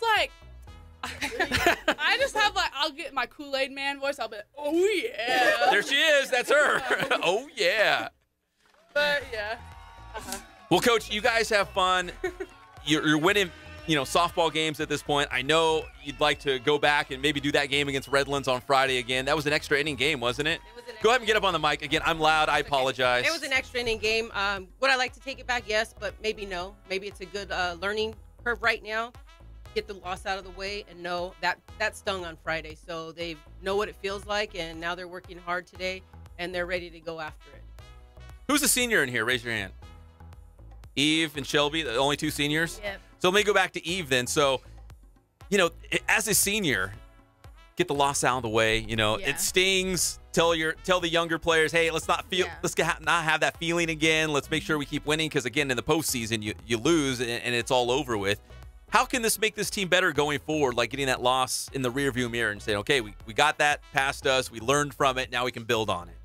I think that the loss is really good for us, but it's also bad, obviously, because it's a loss and it broke our record from being undefeated in CBL. But I think it's really good because from that loss, we took it to the heart and saying like, okay, we really need to pick it up and like start getting it together and start grinding better because during the CIF plays, that's can't happen at all because we're gonna end up not being our dream goal, which is to win CIF.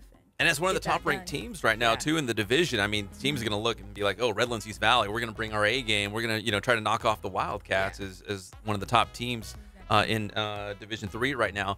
Autumn, let me ask you, as one of the underclassmen, as one of the juniors, you've got seniors here in the room. What are some of the things that you've learned from the seniors along the way about how to, about how to play the game, handle your business, all or nothing, all those things? Honestly, I've just learned how to have fun. I used to be a hard ass, if I'm allowed to say. No, we're good. We're good. Freshman year, I was just like, it was nothing. Like I was just there to practice, there to play. I didn't learn how to have fun until after that year, and so from them, they taught me how to have fun on the field. How'd they make you loosen up? How'd they make you, smile out there? I don't know. They're like crazy. They're crazy. They're crazy. Like a Yo Gabba Gabba dance or something like that over there. What was that? Yeah, no, but they just taught me how to have fun and just you can have fun while playing football. Because it is fun, right? I mean, you guys are in first place. Yeah. You're going to be in the hunt for a CIF title. You've got the best coach in the world over here, right? I mean, it's all good, right? Well, ladies, we appreciate you coming down to the station. Thank you, Coach. I appreciate it. One more thing. Let me get Coach back on the mic. So, you guys, obviously, the ultimate goal is a CIF title. Right. Are your daughters still coaching with you? Is it still a family affair out there? I only have one of them coaching with me. The other one lives in Havasu now. So, but Savannah is still there. So, yes, between her, myself, and Ron, we're all out there. And always out at the Diamond, right? We always agree. So, our dinner conversations can be quite intense sometimes when we get together. But you know what? We all have the same goal, and we all love what we're doing. We want to win some games, right? And enjoy it in the process as well. Exactly. All right, that's the Redlands East Valley softball team here on the Inland Sports Show. Thank you very much, ladies. Thank I you. appreciate it. Best of luck going forward. When we come back, talk a little Cal Baptist baseball, and then we'll have our Marines Recruiting Station Riverside Athlete of the Week. We'll be back. It's the one and only Inland Sports Show on Fox Sports IE, 1350 AM.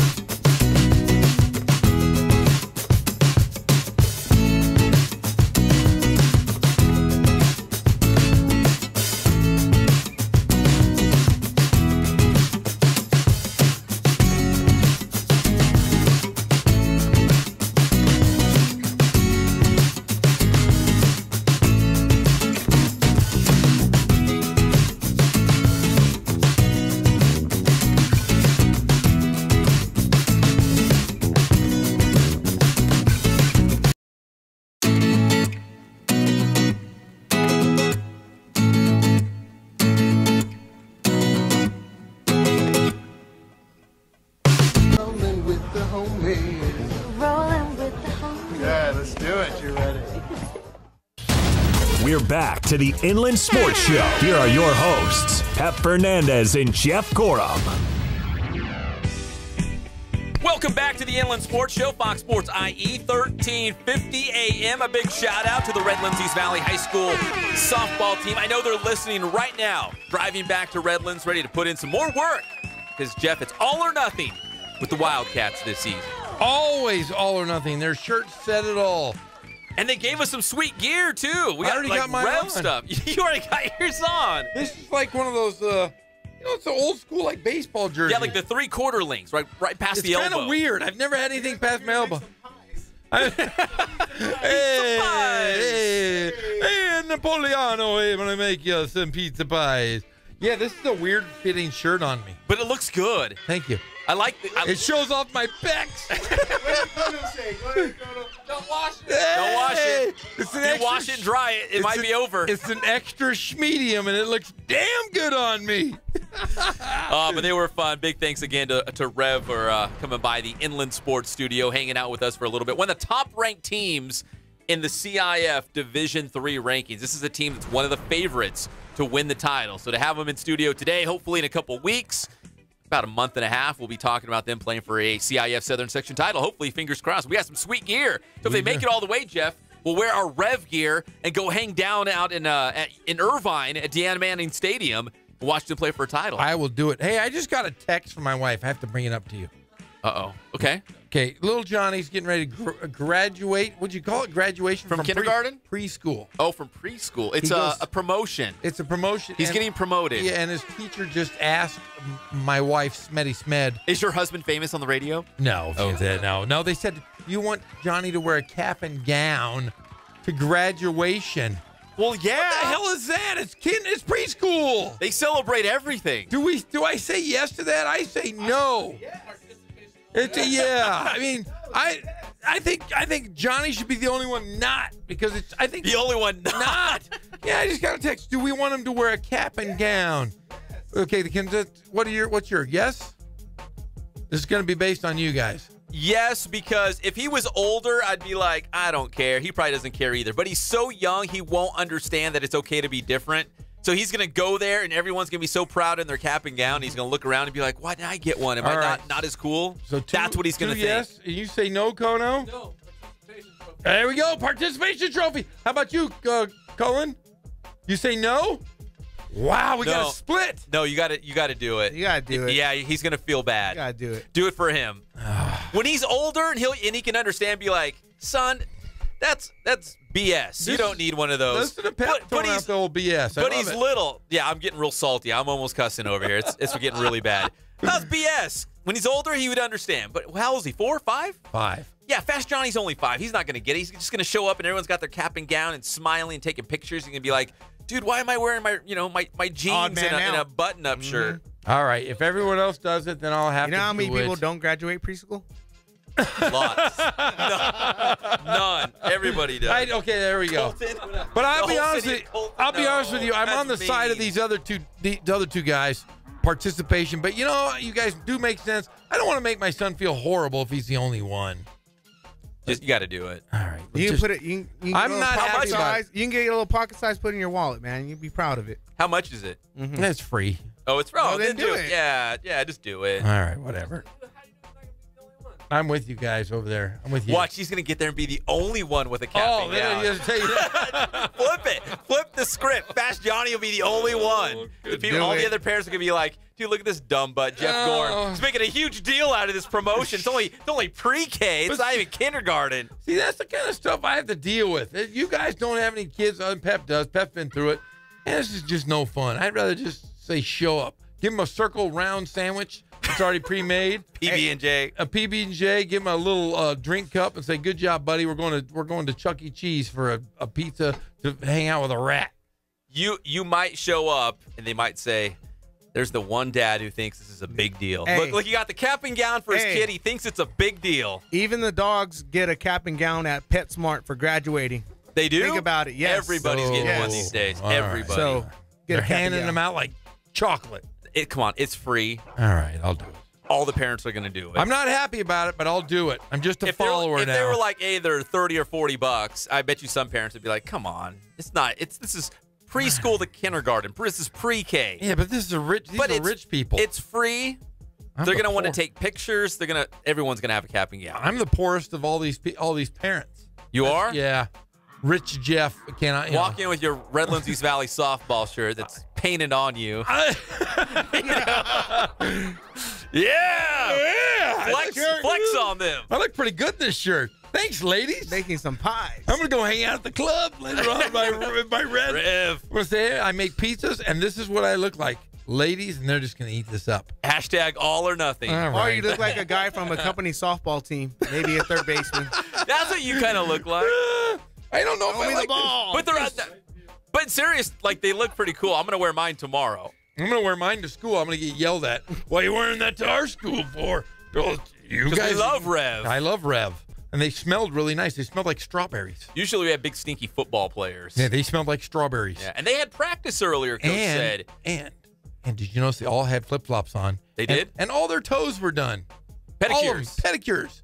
How do kids afford pedicures? You know, here's the deal, because you can't have an ingrown toenail and play sports. So if you get a pedicure, they dig it out. So not only do your toes look good, but they feel good too. Oh, yeah. You really brought this show down. No, you have to. Yeah. If you got an ingrown toenail, you go there, they dig them out, they scrounge around in your nail, and they dig them out. So now they look good, and they're all painted, but they also feel good, so you can run around real fast. Yeah, they all had their toes painted. I'm like, come on, softball players. I'm glad I don't have daughters. Put some shoes on, girls. Oh, I got daughters. We got nail polish all over the place. Put some shoes on, girls. Do your daughters ever do your nails, Pep? No. But you know what? I will. Look at Jeff's eyes. Want to know. But I will trim their nails. You do? They hate trimming their own toenails. I'll trim them. Yeah. Oh, look at you, Dad of the Year. Oh yeah. I just tell my kids go run around outside in your bare feet for a while. It'll trim them down. That'll trim those nails like down. a dog, like running on cement. Wears down the claws. You can. All three of you boys, go running. Run. Don't come back till those toenails are gone. But Dad, it's 105 degrees outside. Even better, you're gonna run faster. They'll melt off. Yeah, you're darn right. All right, I'm sorry there. Big thanks to Redlands East Valley Softball. I know they're listening to their favorite show right now as they're driving back to the city of Redlands. Hey, Jeff, we've got our Marines Recruiting Station Riverside Athlete of the Week to announce. We do? This is going to be very dear to your heart. Because aren't you a former volleyball coach? I was, yes. You loved it, right? I've coached everything, Pep. You know that. Yeah, cheerleading. Softball. Volleyball. Baseball. There was a brawl in the baseball diamond. Football for a year. Football. You did everything. I have coached every single sport.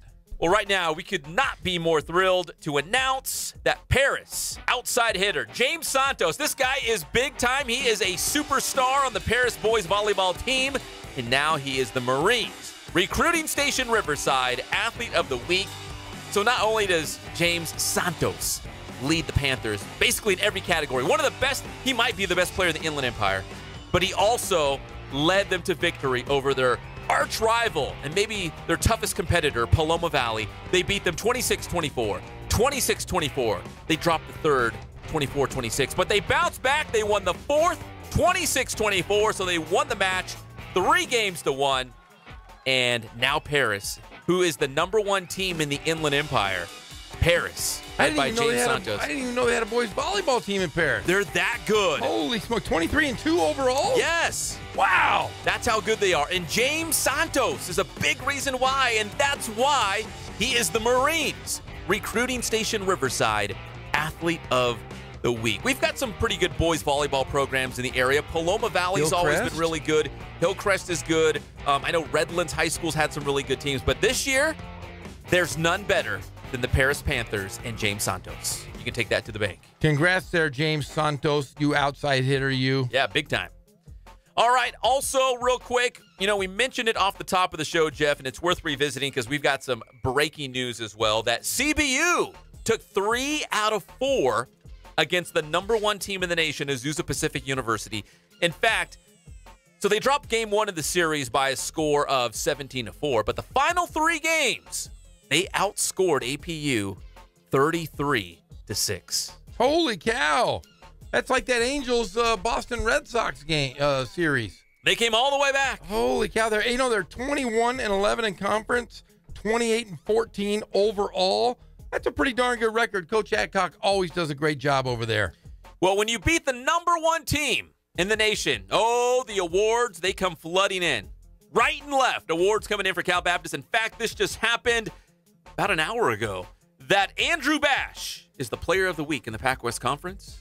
And Dylan Stoll, pitcher, is the pitcher of the week in the Pac-West Conference. Andrew Bash, you know what he is averaging on the year? With a last name like Bash, I bet you he's a pretty good hitter. Why don't you tell me? He is the head. You know what head would be coming out of cryogenics right now? Ted Williams. Ted Williams' frozen head is spinning right now. You know, it's getting ready to pop out because he's right over. He's at 410 on the season. He has played in 41 games. He started in 39. He's averaging 410. Unbelievable, He's got 55 hits. He's got 50 ribbies and 108 total bases. The guy, Ted Williams, is coming out of the cryogenic chamber to salute him. Give him a wink of his eye when that head unthaws. It's wrong. It's so wrong. It is wrong. And Dylan Stoll, pitcher of the week. I mean, even somewhere right now, Shohei Ohtani's like, wow, that's some pretty good numbers. Dylan Stoll shutting down APU over the weekend again. They lost the opener. That was Thursday. I remember we were doing the show, and CBU fell behind early on Thursday night. We're like, oh, no, this is not going well. But Gary Adcock, he rounded up the troops, probably had something very inspiring to say, and then they went out and won the last three out of the 4. Friday, Saturday, actually 2 on Saturday. Yeah, in fact, Dylan Stoll, let's look at his numbers. Let's do it. Incredible. 2.29 ERA. He's 5-2 in 11 appearances. He's got 2 complete games, and he's pitched 63 innings on the year. The guy is a pitching machine. We love that guy. We love the Lancers. They're back on top. They beat the #1 team in the nation. They can beat anybody out there. They're red hot right now. And a big thanks to Gary Adcock, who joined us on the show last week. Remember to talk about that series. I love old Gary Adcock.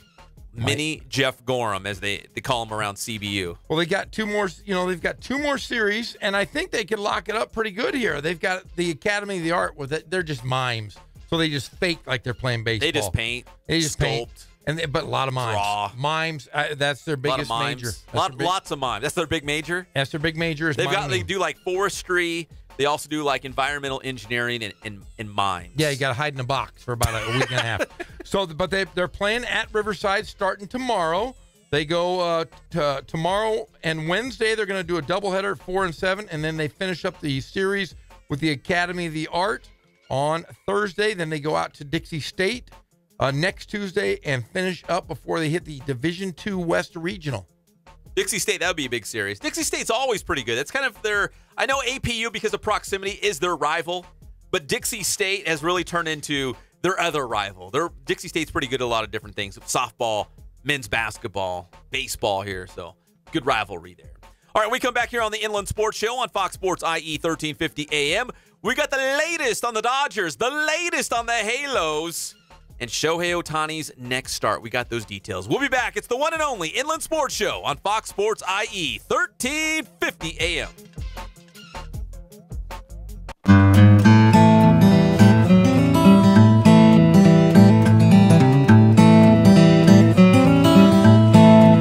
We focus on the customer here.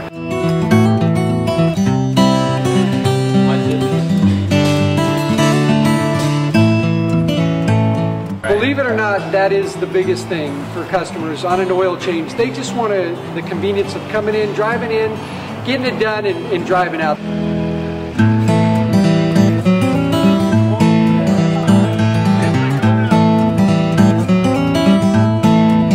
We just greet them, get them going, and they're done in about 10 minutes or so.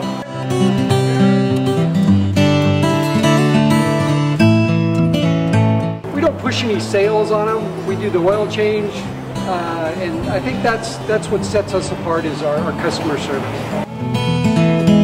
Vacuumed and cleaned your windshield for you as well. Everything's looking pretty good.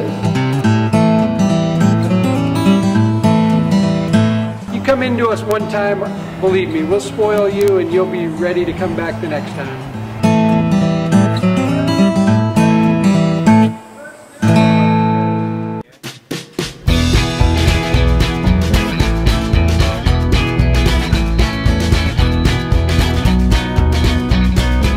Thank God, first of all. I thank the great people that I've got around me that help support me, the people that work for me. As I started, if it wasn't for the people around me, we probably wouldn't be here right now, but I've got a great staff. I've got great people that do stuff for us outside the store, and we've been very, very fortunate.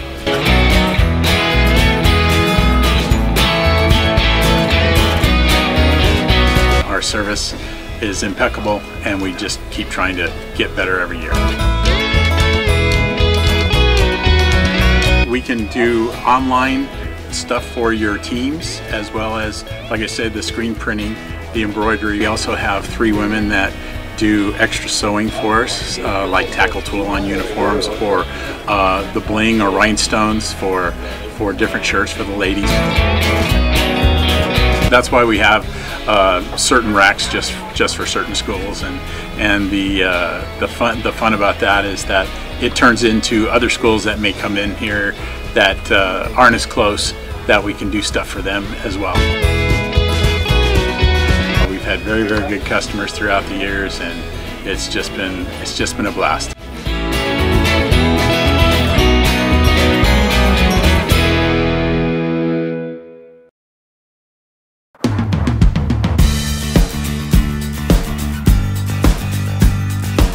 We're small, family-owned, strive for quality pre-owned vehicles. We're not a volume dealer, and we take every deal as personal to us.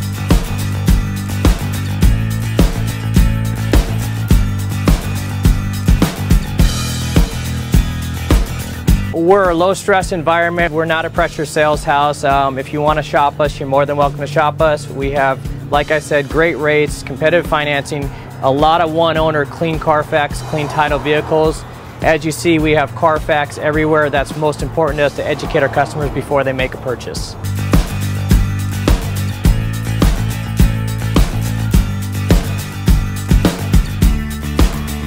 We're right off of Ontario, right off a couple exits off the 15 freeway, off Cajelco, off El Cerrito, and we're right on the main drag going into Dos Logos and the crossings.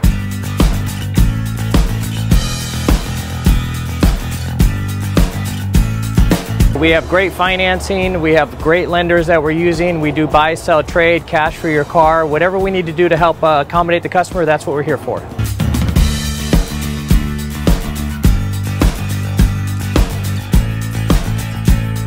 We have a little bit of everything. We start at about $69.95 and go all the way up to $100,000. We have Escalades, we have commuters, we have pickup trucks, we have Jeeps, sport utilities, and if we don't have it, our specialty is finding you exactly what you're looking for.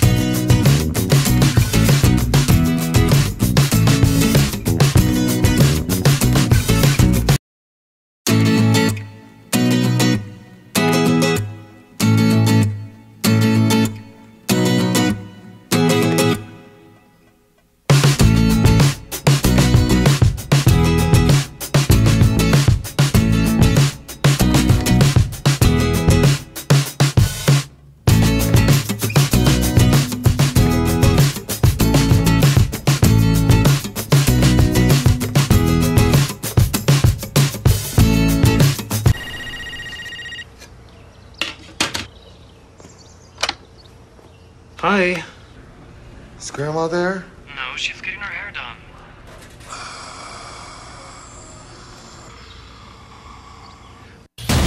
We're back to the Inland Sports Show. Here are your hosts, Pep Fernandez and Jeff Gorham.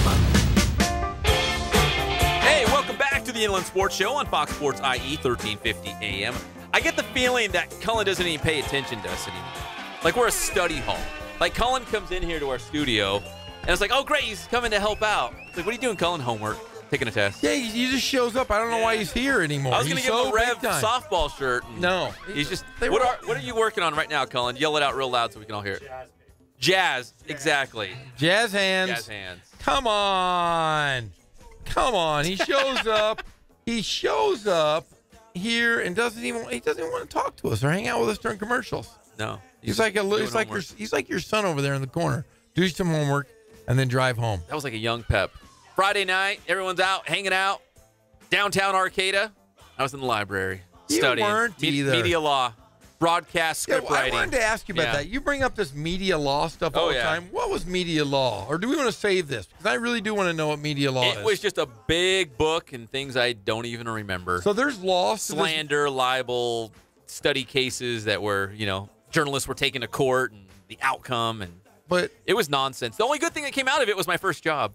Really? Yeah, because the professor who taught that class was the one who approached me about my first TV job. That was the only good thing. I don't remember anything about it. I just remember there was a big fat book, a lot of reading, and a lot of studying for big tests. Media law. So there's laws to what I'm doing right now here with you? Like we've been doing things? Yeah, you're breaking lots of laws. I could probably turn you in for several different things. Oh, that's okay. I've been turned in for far things that are worse than that. But I didn't know. I heard you say it the other day. I'm like, what is media It's a law? real broadcast history, media law, broadcast script writing, yada, yada, yada. Whatever. I could write a script. Nonsense. I could do it all. Hey, we got to talk some baseball here because remember at the top of the show I said, please, Dodger fans, don't panic. It's okay. In fact, not only is it okay, Jeff, but it's actually even better than last season. So the Dodgers got back to the 500 mark with that win last night against the Washington Nationals. The pride of Riverside Poly, Austin Barnes, scored the go-ahead eventual game winner. But they're now 10-10 on the season. This time last year, through the first 20 games of the year, the Dodgers, who went on to the World Series, they were 9-11. So if you look at last year and this year, they're actually doing better this year. Now, last year at this time, who are we talking about as their big stud? Justin Turner was their guy. This year, it's one guy and a one guy only that's really held this team together, and that's Yasmani Grandal. Seriously. And the toughest thing, and we just talked about the Austin Barnes Grandal situation, it makes it tough, really, to play Austin Barnes as much as you'd like. But you'd love to have his bat. If you look at Yasmani Grandal, he's hitting third in the lineup now. Like, they moved him all the way up because he's the one guy that's hitting. Actually, Barnes is playing second base today. I just saw the lineup. You did? Yes, he's playing second base. They're like, you know what? We need that. Put him in. We need that Paulie Bear bat in the lineup. We got to find a spot for him because you can't take out Grandal. He's your three hitter. He's playing catcher. Yeah, Grandal hitting 349. He's got, he leads the team. This is what's weird is that this is a Dodgers team. Yes. They're leading. You have guys. You have Cody Bellinger. You have Yasiel Puig. You've got Puig. You've got Matt Kemp. You've got guys that can hit the ball, but your leading home run guy right now is. Wait, hold on. Let me try to guess. The leading home run guy? Yes. How many does he have? 3. Is it Grandal? Grandal has 3. Wait, does Matt Kemp have 3? Matt Kemp has 3 as well. So does Chris Taylor, but nobody more. But that's it. Mike Trout has 9. Well, they only have 19 on the year. So they're not hitting the ball very well. No. So it's kind of embarrassing that you have one guy who's leading the team and everything. 16 RBIs for Grandal. On-base percentage, 446. The only guy that leads in any other category is Cody Bellinger. He's starting to heat it up a little bit. He's got 23 hits on the year. He's batting .291, so he's starting to play a little bit. He wasn't playing very well there for a while. Because if you remember last year, the Dodgers' slow start through about the first 40 games, and then, remember, they called up Cody Bellinger. Adrian Gonzalez got hurt. He had a back injury. They called up Cody Bellinger. It was supposed to be just to be a Band-Aid to get them back to Adrian Gonzalez back in the lineup. And then Bellinger, took off, and they couldn't send him back down to the minors. And then Bellinger catapulted them into the summer where they won from the end of June, into August. It was the best 50-game stretch of any Major League Baseball team. They won 43 out of 50 games. In history, the best. And it kind of coincided with Cody Bellinger getting hot and being called up to the Major Leagues. So what the Dodgers are doing now, tonight, making his first major league start is another big-time minor league prospect. Now, this is a pitcher, so he's not an everyday guy like Cody Bellinger, but Walker Buehler is getting called up, and he's going to make his first start tonight against the Florida Marlins. Well, Walker Buehler is that guy they talked about in the spring training. They said that he was going to be the guy of the future, and right now they need something. When the best pitcher possibly in Dodgers history is 1-3, Clayton Kershaw is not playing the kind of baseball you'd hope. He's not getting the run support you'd hope either, but your leading wins guy is Ryu. Hyunjin Ryu. I have a hard time saying Hyunjin Ryu. He's got 3 wins on the year. That's it. Other than that, you've guys, Josh Fields is pitching pretty well, and Alex Wood. And that's, other than that, it's kind of been by But committee. again, as bad as it might seem, they're still doing better than last year at this point, and they went on to the World Series. So if you're a Dodgers fan, rest easy. It's okay. You think they're panicking in the streets of Colton right now? Nope. No. They're all at the taqueria just hanging out. They have no problem in the world. That's right, Colton. We do have your back. I had to put on my headphones just to hear that. There might be more Dodger fans in Colton, the city of Colton, than any other city in America, like per capita. Based on the population there might be more Dodger fans in Colton than anywhere else. Hub City. Hub City. You know why they call it Hub City again, right? Why? Because there's a lot of cars that have hubcaps that just fall off, so they collect them there. They call it Hub City. Hub City, that's where it is. You know, that would be a pretty cool scientific survey to find out, like go door to door, like grassroots, find out who's your favorite Major League Baseball team. I would love to do that. In fact, Colin, get off your homework, go get in your car, the streets. just pick any street in Colton, and just start walking up and down the streets and knocking on doors and find out who their favorite Major League team is. You don't even have to knock. You can look on their gutter right there, and it just says Dodgers. Yeah, you know what? Oh, Look the at address. Give the address. bumper stickers, or I even have a symbol on our address. like right on the curb, right? Is it Doyers? Nah, it's Lakers. Yeah, I love it. Great. So when the Ball brothers come, they know where to go. They know where to go. Ball brothers. See, and if you see a Laker logo anywhere on the curb, a bumper sticker, a flag, go ahead and just chalk that up for the Dodgers too. Because if you like the Lakers, you probably like the Dodgers, right? No, I like the Angels. I love the Lakers. You're from Menifee, right? Yeah. Yeah, you don't count, man. We're talking about Colton. Sorry. All right, the Angels, they're 14-8 on the season. Mike Trout, again, off to a fantastic start. We take him for granted. We do not deserve Mike Trout. 9 home runs, 17 RBI, pacing the Halos. They're on the road at Houston, and Shohei Ohtani is scheduled to start on Tuesday night against the Astros. So Shohei Ohtani had those 2 big wins against the A's early on to start the season. It looked great. Then he ran into a really good Red Sox team, came back down to earth. Jeff, this is another big test going on the road to the first-place team in their own division, the American League West, the defending champions, the Houston Astros. Well, I mean, like I said, guys are not hitting the ball. They've kind of hit this really a rough patch of guys hitting the ball. They were 4 for 70 in that last series with their big studs, other than Mike Trout, and then they've moved Ohtani to the 4 spot, which is pretty intriguing. You think about it, he started off in the 8th and 9th spot to start the season. He's batting, he's batting .333. The guy is hitting out of his mind. He's played in 11 games. He's got 14 hits. Ohtani is the real deal, but Mike Trout, like we said, he's the most unappreciated superstar in the world. Bats over 300. He's got 9 home runs already, which is, I think, leads the American League. He's got 17 RBIs. On-base percentage is ridiculous at 40%, and he's got 26 hits. Ohtani was hitting 8th, then they bumped him up to 7th, and then 6th. Now they're creeping up the order. Now that he's getting more at-bats, I know some people are going to say, well, the other teams are going to get more film on him. They're going to know how to pitch to him. They're going to see more Shohei Ohtani, but I think he's a good enough hitter. He'll adjust. He'll work it out.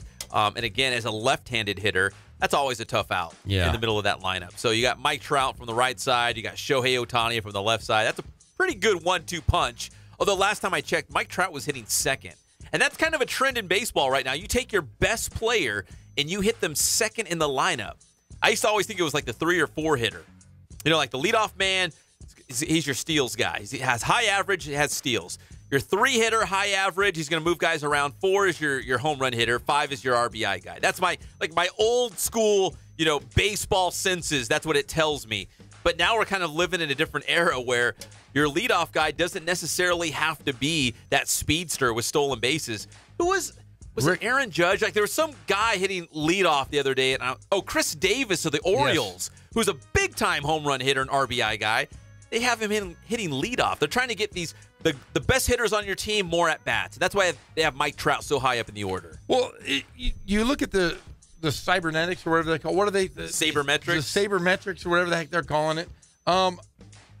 Guys are striking out more, but it's better to swing for the fences than to hit into a double play or hit into a single. So they are top heavy with their they don't big frown hitters. on strikeouts. No, like they used to. And that's kind of the thing now. You look at there's more strikeouts this year than they have had in the last 15 years, but that's just because they're telling them swing for power, swing for power. But the guys that I was talking about, they were 3 of 70. The last 6 games was Upton, Calhoun, Valbuena, and Cozart. 3 of 70, which is a 0.43 batting average. That's not good. But they're not going to hit that bad all season. No. Again, peaks and valleys, ebbs and flows. It'll work itself out. And they ran into Johnny Cueto, who might be the hottest pitcher in Major League Baseball. Through 4 games, Cueto is a starter for the Giants. His ERA, 0.35. That's unbelievable. That's like way better than Kershaw or Max Scherzer or any of those guys. So, Johnny Cueto, fantastic over the weekend against the Angels. And then did you see Brandon Belt of the Giants? 21 pitches. A 13-minute at-bat. Brandon Belt of the Giants set a new Major League record for hanging out at the plate for almost 13 minutes, 21 pitches. That's when you just plunk him. Seriously. I'm tired of seeing you. I'm tired. Putting you on. Yeah, I'm hitting you in the calf. You're going to first base. You want your starting lineup for the Dodgers real quick? Yes, I do. Taking on the Florida Marlins tonight. Chris Taylor's leading off. Kike Hernandez and the Yodel Boy hitting second. Matt Kemp third. Bellinger fourth in the cleanup spot. Yasmani Grandal, maybe the top hitter so far for the Dodgers, hitting fifth, followed by Puig, Austin Barnes in the 7th hole, Kyle Farmer, and Buehler, the pitcher. Buehler. There's your lineup for the Dodgers. All right, we come back here on the Inland Sports Show, Fox Sports IE, 1350 AM. We'll talk more Major League Baseball and also those NBA playoff games that are coming up tonight. In fact, we've got 2, 3 of them? 2 of them, I think. You have 2. You got the Rockets and T-Wolves and the Jazz at Thunder. We got those games and Jared Walsh of the 66ers later down the road. It's the one and only Inland Sports Show on Fox Sports IE, 1350 AM.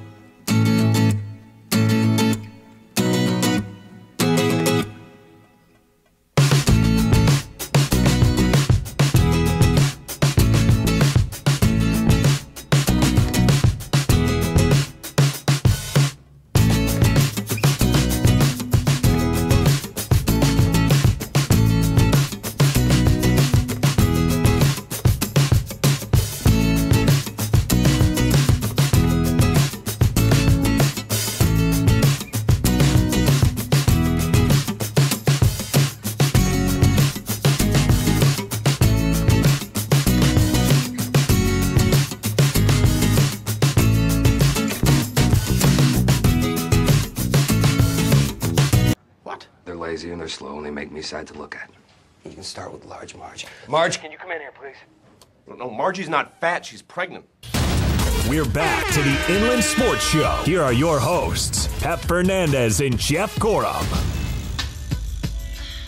We are back here on the Inland Sports Show on Fox Sports 1350 AM, and we are brought to you by Spoiled Quick Quality Oil Change, Ken's Sporting Goods, Boost Performance Training, and Catalano Motors in Corona. Well, I am here alone again. It's Monday. Pep must be out doing something crazy. Pep, are you there on the phone?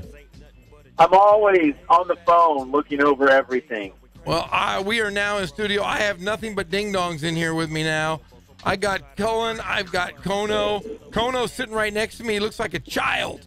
He looks like a child next to this physique. You're huge. Everybody looks like a child next to you. Hey, did I tell you this, Pep, that yesterday I took the family. I took Bass Johnny to Disneyland. I think we talked about this a little bit. Did I say on the air what this woman did yesterday? Did I tell you why I have a renewed faith in humanity? Have I told you this? No, but you said it was your best trip to Disneyland ever. You've gone a lot of times. It's your best ever. I have gone hundreds of times because we got the passes and everything. But every year we take the boys to Disneyland, and as part of their birthday present, we buy them the pass, and that's the big gift. And they're allowed to pick out one thing every year, so it can't be expensive. They're not going to go in. I'm going to buy $200 worth of stuff. They go in, they go to the candy store, they pick out a couple candy things or whatever. Well, yesterday was Connor's 12th birthday celebration at Disneyland, so he wanted to go over to California Adventure and get one of those sourdough Mickey heads. I don't know if you ever seen those. They're really big. They're like a big giant loaf of, looks a big Mickey's head. So when you eat it, you're eating Mickey's head. Well, anyways. No, Jeff, we have to stay like 200 feet away from those, or just the smell of them get my family sick with all that gluten. Oh, yeah, your family would just break out in hives. Okay, so anyways, we go to the Boudin sourdough bread shop, and Connor goes, do you have any more of the Mickey heads, the sourdough ones? The guy goes, no, we just sold out the last two. So if you go inside, maybe they'll have something you can get us buy a display one. So he was kind of bummed. He's like, yeah, it's my birthday. I was really hoping for it. That's all I wanted. So we go inside, and a woman comes up to us in a wheelchair, and she said, were you looking for a Mickey head? And I said, I'm always looking for Mickey's head. And she said, I have one right here, and I want to give it to your son. She handed it to us. Wow. It was the coolest thing, and I was really kind of taken back because Disneyland, sometimes you go, there's a million people there, and they're kind of rude. This woman came out of nowhere and gave my son a Mickey's head of bread. I thought it was the coolest thing. So I have a renewed faith in humanity. I do not have a renewed faith in Stephen Kono. Do you know why? Why? What's wrong with Kono?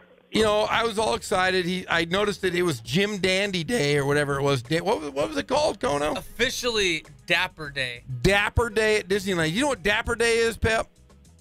No, I've never heard of it until now. Okay, well, we show up. We get there at 8 o'clock in the morning. And we're waiting in line, and it's packed. Everybody is dressed like Mad Men or like the 1950s. Everybody, except for the Gorham family. I'm dressed like I'm going golfing. My kids are looking like ragamuffins. And then I see all these people dressed to the nines. They had suspenders on, hats on, like wingtips. They look really snappy. Everybody was snappy. It was really cool. And then, of course, I found out, I said, hey, I think Stephen Kono is going to be here today dressed as a dapper dandy. Were you dressed as a dapper dandy? I wouldn't call myself a dandy, but I was damn dapper. You were a dandy boy, my friend. That looks real good. So I call Kono. I say, Kono, I know you're coming today. Get your butt over here because we're gonna hang out. You, the Kono family, and the Gorham family together. And guess what? He shows up after we leave.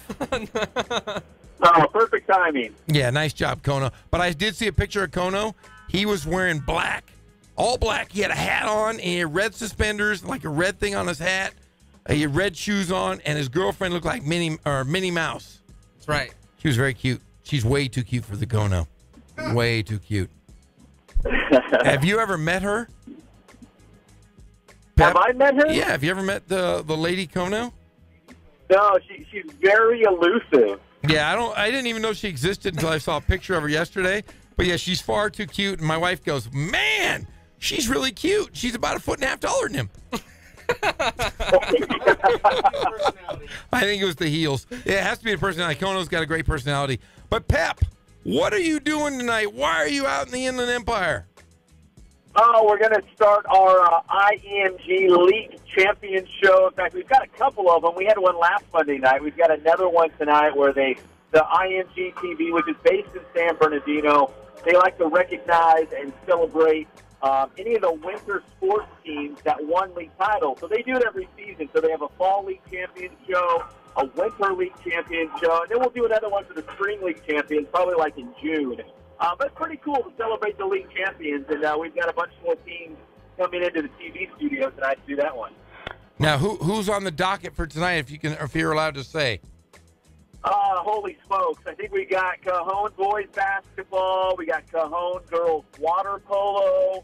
We've got Indian Springs boys soccer, Indian Springs wrestling. Oh, man, I think I'm missing something. Oh, Royal Valley girls basketball. So we've got a lot of really good teams coming in.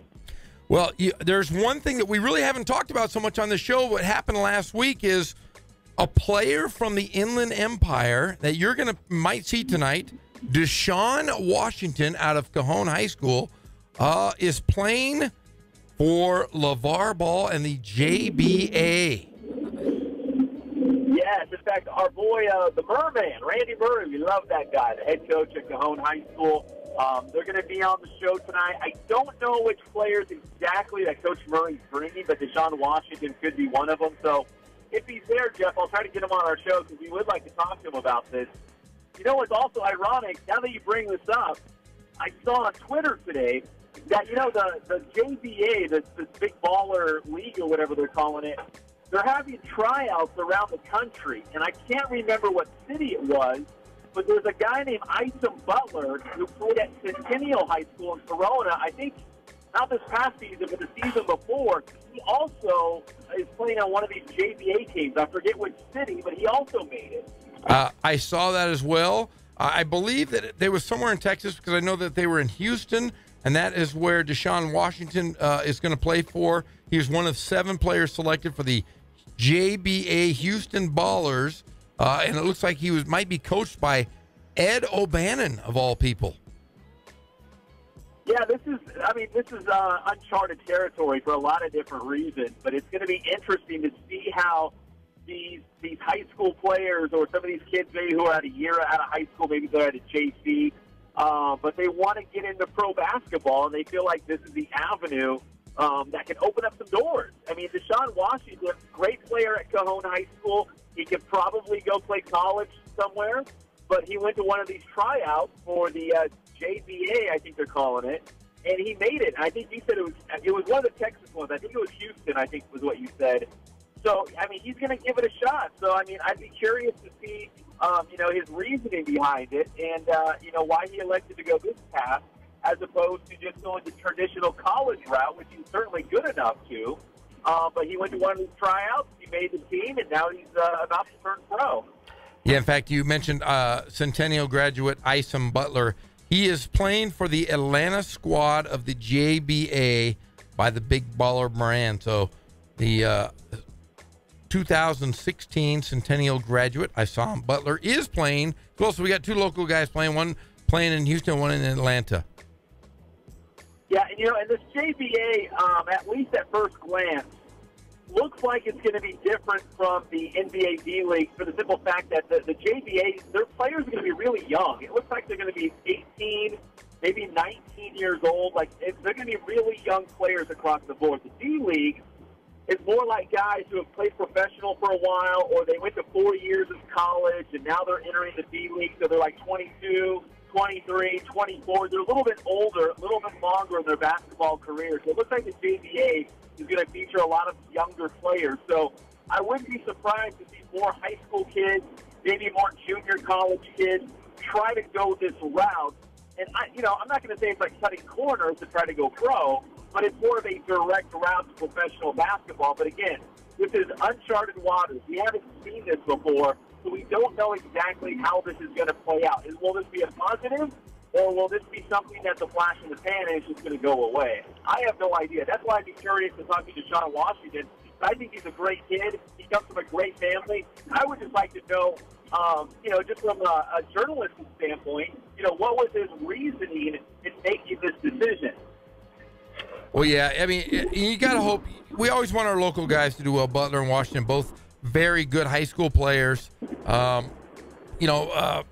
Washington's sister was a standout player at Washington State, I believe, and is transferring down to San Diego State, if I'm not mistaken.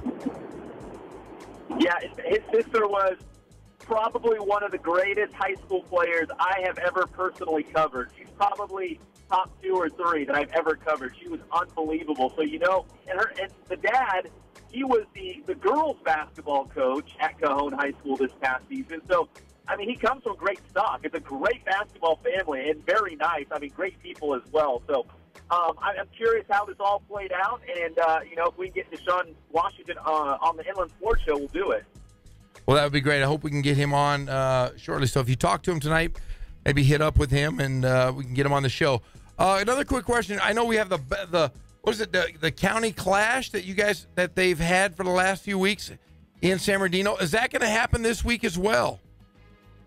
Yes, we've got another county clash coming up on Saturday. The nightcap, the main event, is going to be a Rialto against San Gorgonio, and we're going to have that one live on IEMG TV. The other 2 games before it, it's escaping me right now. I don't have it in front of me, but so we do have another county clash on Saturday. All right, Pep. Well, I'll tell you what, we're going to take a short break here, and then we're going to come back and we're going to talk NBA playoffs. We're going to talk about tonight's matchups between the Rockets and the T-Wolves and the Jazz versus the Thunder. And then we're going to go over some Major League Baseball afternoon scores after these messages on the Inland Sports Show on Fox Sports 1350 AM.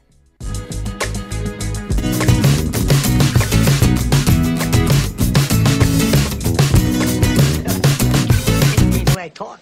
It's just, it's just funny. It's the way you tell the story. I mean, what's funny about it? I mean, you gotta talk. Wait. He's a big boy. You know what he said. What he said. Inland Empire sports fans turn to the Inland Sports Show. You talk to the radio? On Fox Sports IE 1350 for breaking news, exclusive interviews, and big-name guests in the IE. Your shot at $1,000 now. Text the keyword BILLS to 200-200. You'll get a text confirming entry plus iHeartRadio info. Standard data and message rates apply. That's BILLS to 200-200. Defend your vehicle from harmful elements and restore shine with Armor All Canister Wipes. Right now at O'Reilly Auto Parts, pick up Armor All Canister Wipes for $3.99. Easily remove dirt, dust, and grime with Armor All Canister Wipes on sale for $3.99 at O'Reilly Auto Parts. Better parts, better prices every day. Limits apply. See store for details.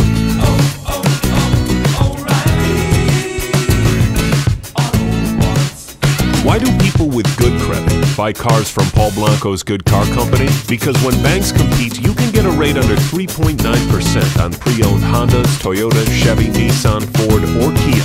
Nearly 1,000 pre-owned vehicles to choose from regardless of your credit. When banks compete, you'll get a competitive rate and payment on a vehicle you'll love. Plus, you could qualify to defer a portion of your down payment. Get the vehicle of your dreams. Apply now at paulblanco.com on approved credit. This report is brought to you by TrueCar. Looking to buy a car? Online shopping can be confusing. Not anymore with True Price from TrueCar. Now you can know the exact price you'll pay for the car you want and see what other people paid for it too. When you're ready to buy a new or used car, visit TrueCar to enjoy a more confident car buying experience. The Inland Empire's home for all things IE just got even better. Introducing the award-winning Inland Sports Show with Pep Fernandez and Jeff Gorham. Weekdays 3 to 6 p.m. Your local sports leader in the Inland Empire. Fox Sports IE 1350. Ian Ralston was a combat medic who suffered a catastrophic war injury in Iraq.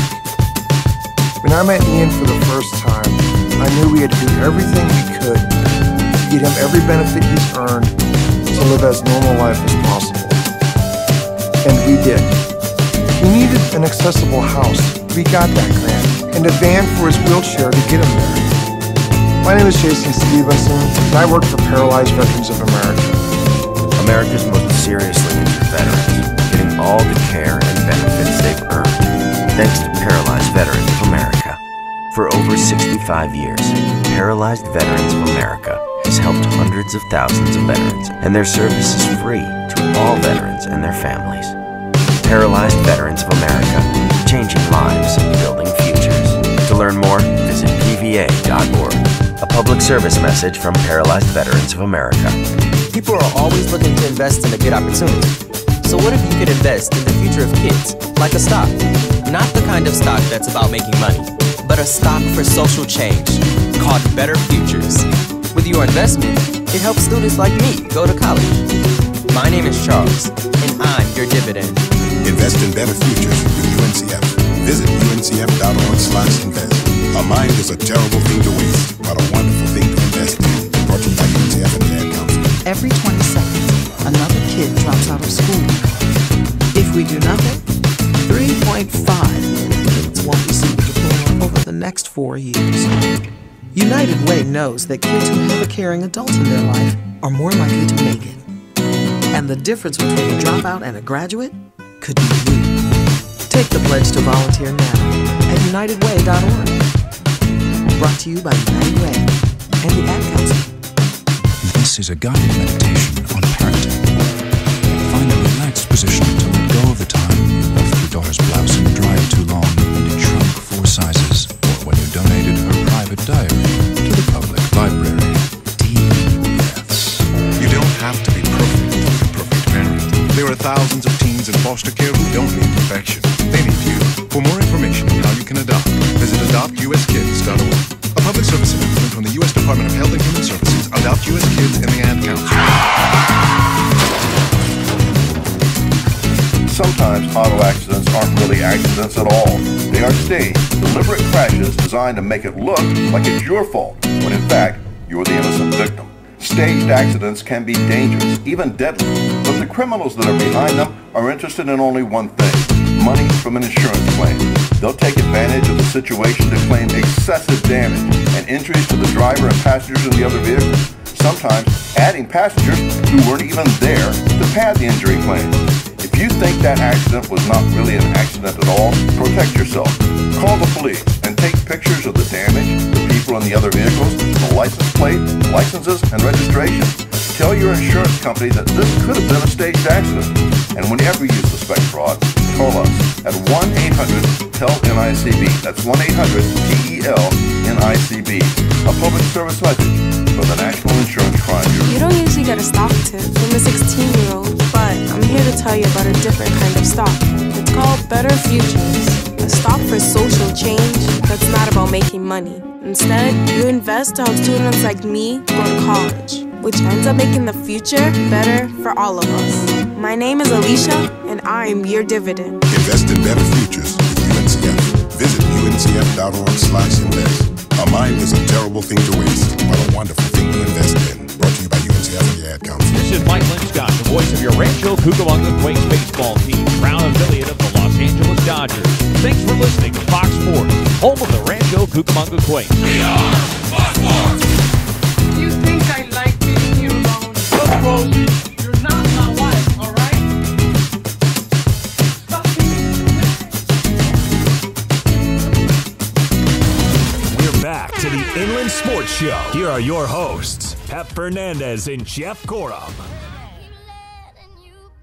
It is Monday here on the Inland Sports Show. We are we're trailblazers, Pep.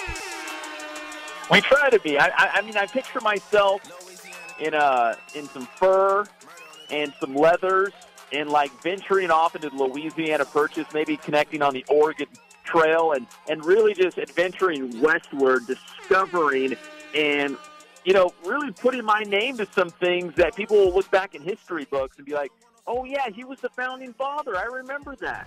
I could picture you with beaver pelts, you walking around with beaver pelts all over you, like and talking to yourself and then drinking straight whiskey as you walked across the plains, kind of like a homeless guy, a homeless Pep Fernandez crossing the Delaware? You know, I would have been a great pioneer because I like to be alone. I like to be out in the wilderness. I like to have an open campfire. I do love me some fur, so I just sit around the fire and I just cook some beans in a big metal kettle and really just wherever the wind blows me. And I would just go and say, I'm naming this the Pep Creek. And I'm naming this the Pep Territory. And everywhere I go, I just name it Pep. So I feel like, in a small way, I'm kind of like a pioneer. Yeah, pioneer. You just said the word crick. Everywhere around America, instead of the C-R-E-E-K, it would be the C-R-I-K, the crick. I'm always down at the creek, man. I'm just throwing in my line, seeing what bites, just, enjoying life, a little relaxed, laid back. I don't need to get caught up in the hustle and bustle of, the streets of Colton. By the way, is Cullen going door to door in Colton yet, or is he still in studio? No, Cullen's going to give us some scores here in a minute. When I'm going to give. I love Colton. We got you. Hey, no, we're gonna go to Cullen here in a minute. He's getting ready to do his sports corner over there. He's going to give us some sports scores and so forth. But I do have some big news I wanted to tell you about yesterday. Yes. Yesterday, I was driving the Cajalco Trail from the 15 all the way to the 215, and I drove. I discovered that. Okay, I was driving it, and I saw a lake, Lake Matthews. Have you ever heard of Lake Matthews? It's a reservoir. Of course.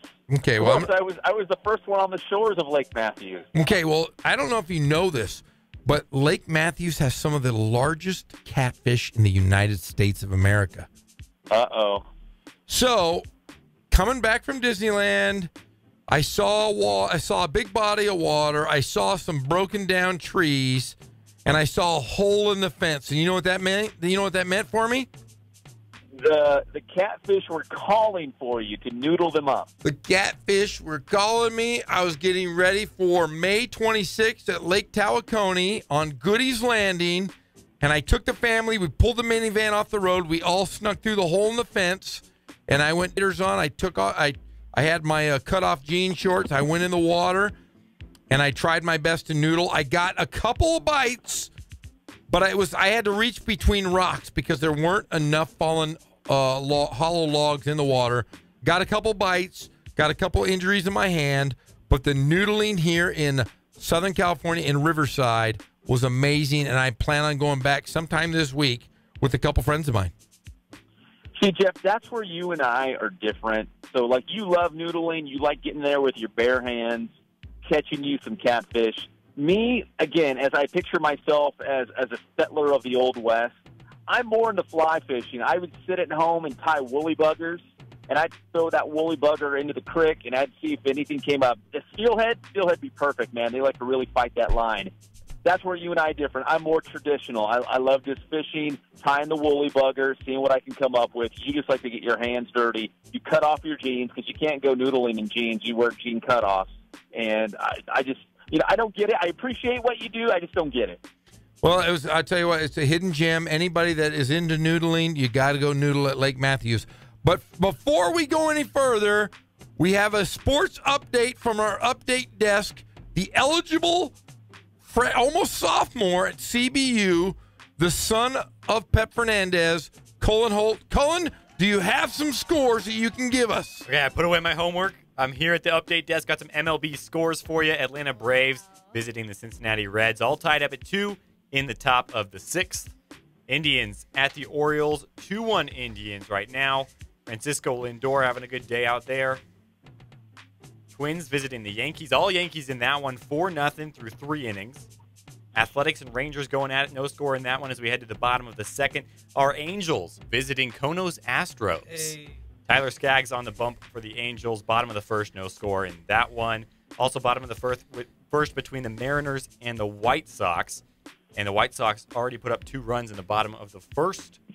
And the Padres and Rockies will be going at it tonight, as well as the Washington Nationals and the San Francisco Giants. Dodgers will be at home against the Marlins, and Walker Buehler will be on the mound for the Dodgers. Buehler. Who, his career stats, according to MLB.com, are a record of 1-0 and an ERA of 7.7. Buehler. Did you have something there, Kono? I was just going to say the Red Sox not the biggest fan, but did you know they're leading in ERA, batting average, like every batting stat, every pitching stat? I hate the Red Sox. Me too. The last time I liked the Red Sox, Fred Lynn was playing center field. That's how long ago I liked the Red Sox. Ever since then, I hate them.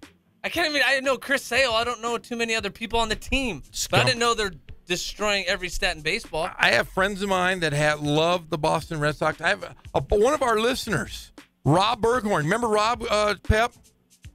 Yeah, the Panini sticker book guy. Yes, in his bathroom he has Fenway Park is his bathroom, and he has the Green Monster, and he keeps score while he's on the toilet.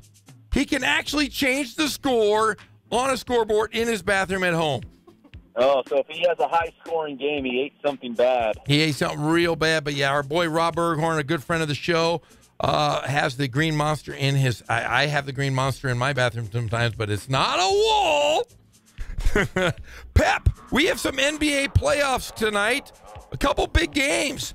The surprising Rockets are playing the T-Wolves. What do you think about that game tonight? Well, I don't know if I'd call the Rockets surprising. I'm surprised that they dropped one to the T-Wolves. I think Minnesota, it was good that they showed some fight and battled back to take at least one game in that series. But again, if you're looking at the big picture, just like Golden State dropping one to San Antonio, I think it's a foregone conclusion that Houston and Golden State, they'll both advance. Houston's going to get past Minnesota. And then again, there's another good chance that they're going to see each other in the Western Conference Finals. But, due process, they're going to get through this first-round series first. But, again, credit to Minnesota because it did not look good to the T-Wolves. I did not see any signs on the wall that they were going to battle back and even get one from Houston. But they did. As a Sacramento Kings fan, I can appreciate these smaller markets where the home fans love their teams. Minnesota is one of those places. There's Oklahoma City. They're rabid. It's loud. It gets crazy. Indiana, the Pacers have similar fans as well. So playing in Minnesota is not easy. So the Rockets are going to have to step up their game once again because they don't want to drop two in Minnesota. But the T-Wolves got one against the Rockets. I think that's the only one they're going to get. I think, if anything, they just made the Rockets mad. Houston's going to come back even stronger tonight. Well, I do believe you. I think Houston is a very, very good team. You got CP3, you got James Harden. But this young Minnesota Timberwolves team, I really do like. They've got guys like Andrew Wiggins is a very, very good player. Taj Gibson's kind of the glue, the staple, prototypical team player. You have Karl Anthony Towns is a very, very good true center in the league. Jeff Teague, and then Jimmy Butler, though. I'll tell you what, Jimmy Butler is one of those guys that could really offset the Houston Rockets by guarding James Harden. He's a great defender. He's physically an imposing strength for that Minnesota Timberwolves team, and they're so well coached. I honestly think that Minnesota will come away with a victory tonight, and they're going to even up the series at two apiece. Yeah, that would be shocking. Houston is the number one seed. The draft two on the way. But again, I feel like there's a lot of parity in the stuff. The teams are all pretty close. None of them have really separated quite a bit from one another because of injuries like the Celtics and the Warriors or otherwise. I would be surprised. But Minnesota, if you look at them, Jeff, the Minnesota T-Wolves remind me of the Philadelphia 76ers. I feel like their paths going young, the process, I feel like they're almost parallel. If they're doing in Philadelphia, building that young core, the same as what they're doing in Minnesota, building this young core. They both have great young big men, Karl Anthony Towns, Joel Embiid, Andrew Wiggins, Ben Simmons. I feel like they both have these good young cores. The difference is Philadelphia plays in the East, which, what I believe, is easier to get to the finals. Minnesota's out west, and you're going to see so many good teams in a route to even try to make it to the conference finals. Well, we have an update. Cullen, what's the update desk here? Rockets, Minnesota Timberwolves, Houston up by 19-17 with 26 seconds left in the first quarter. Eric Gordon leads the way with 5 points for the Rockets. It's over. Houston's got it. Well, tonight, and another game we have is the surprising Utah Jazz, the number 5 seed versus the number 4, the Thunder, led by Russell Westbrook, Paul George, and Carmelo Anthony. What's your thoughts on this series? I'm going to tell you mine. I think the Jazz are going to do some damage. They're a good young team with a great player with Donovan Mitchell. My gut says the Jazz, and my heart says the Jazz. I want them to beat the star-studded Oklahoma City team. I love that Utah really doesn't have household names. We were talking about Ricky Rubio and Donovan Mitchell, Rudy Gobert, Derek Favors up front. I mean, these guys aren't superstar names. And you look across the way, and there's Carmelo Anthony, and, of course, little Russell Westbrook, and Paul George. Even Steven Adams, has been a really good big man for Oklahoma City. I want to see the underdog, the little guy, win. Well, I'm with you. And you look at that Utah team, and the Utah team, they've got guys. They got a good backup guys. They got Joe Crowder. He was a good power forward. Rudy Gobert, Ricky Rubio, and I think Donovan Mitchell is going to be a superstar in this league for years to come. And I'm with you, and I hope that Utah wins this series. Pep, we're going to let you go, because we have to take a break here. And then after the break, we're going to be joined by the interview you did with 66ers Jared Walsh, an interesting guy. We're going to hear from him right after the break. Pep, we'll see you tomorrow on the Inland Sports Show. Thanks, Pep. Sounds good. And, yeah, remember the name, Jared Walsh. He could be the next Shohei Ohtani. All righty. We will be right back on Fox Sports 1350 IE. I am a Redlands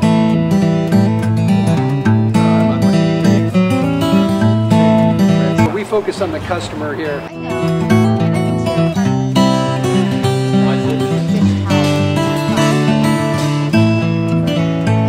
Believe it or not, that is the biggest thing for customers on an oil change. They just want the convenience of coming in, driving in, getting it done, and driving out.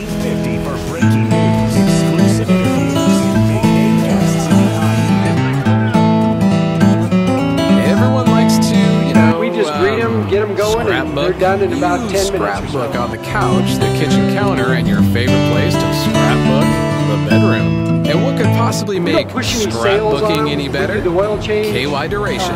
With KY Duration spray, men everywhere are scrapbooking longer, and that's great for their partners who really enjoy scrapbooking too. So go ahead, scrapbook tonight with KY Duration spray for men. Last longer, stay in the moment. Use as directed. You come into us one time, start with Lowe's, because Lowe's Pro Desk is staffed with dedicated associates to help with everything from supplies to services just for pros.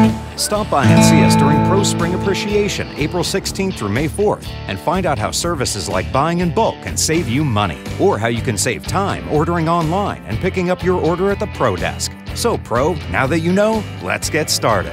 Check with your local Pro Desk for a schedule of Pro Appreciation events and offers now through 5/4/18. To buy your home, you became a house hunting ace, learned about loans, scoured neighborhoods, and asked the right questions. Now you're queen of your castle. If you manage that, you can get your retirement plan on track. Visiting aceyourretirement.org can help. With 401k tips and smart saving strategies, you'll feel empowered to own your retirement like you own your home. Go to aceyourretirement.org. Because when it comes to clearing financial hurdles, you're an ace. Brought to you by AARP and the Ad Council. The Inland Empire's home for all things IE just got even better. Introducing the award-winning Inland Sports Show with Pep Fernandez and Jeff Gorham. Weekdays 3 to 6 p.m. Your local sports leader in the Inland Empire. Fox Sports IE 1350. Hey, Russell Wilson here, and I know how important exercise is. It's essential. It's essential. With Play 60, United Way and the NFL are helping kids stay active and play at least 60 minutes a day. Healthy kids, healthy kids. But what this place needs is you. To donate or volunteer, go to unitedway.org/play60, because great things happen when we live united. Donate, donate. Are you guys going to do that every time? Yes, of course. Yes, of course. Brought to you by United Way and the Ad Council. It takes 12 years to create a graduate. It takes about the same time to create a dropout. And at the end of the day, the difference between a child becoming one or the other could be you. So United Way is asking you to make a pledge. Tutor a child who needs help. Mentor a kid who needs someone on their side. Volunteer to read to children. Because when a child advances, we all advance. Be a reader, tutor, or mentor. We're a small family-owned, strive for quality pre-owned vehicles. We're not a volume dealer, and we take every deal as personal to us. This is Edward James Olin. Did you know that today 1 out of every 4 American kids is Hispanic? That means many of the future doctors, engineers and entrepreneurs. We're a low-stress environment. We're not a pressure sales house. If you want to shop us, you're more than welcome to shop us. We have, like I said, great rates, competitive financing, a lot of one-owner, clean Carfax, clean title vehicles. As you see, we have Carfax everywhere. That's most important to us, to educate our customers before they make a purchase. Every 20 seconds, another kid drops out of school. If we do nothing, we're right off of Ontario, right off a couple exits off the 15 freeway, off Cahelco, off El Cerrito, and we're right on the main drag going into Dos Logos and the crossings. And the difference between a dropout and a graduate could be you.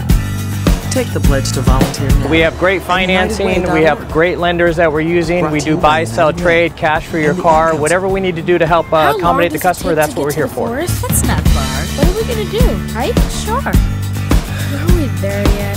Yep, it's a short drive from your. We have a little bit of everything. We start at about $69.95 and go all the way up to $100,000. We have Escalades, we have commuters, we have pickup trucks, we have Jeeps, I'm James Carville. sport utilities, and if we don't have it, our specialty is finding you exactly what you're looking for. But what many of you may not know is that I'm also a proud Marine veteran and the brother of an Army veteran who served in Vietnam. My military experience played a big part in shaping my future. This is why I honor and respect all men and women who have served and sacrificed for our country, especially those now living with catastrophic injuries.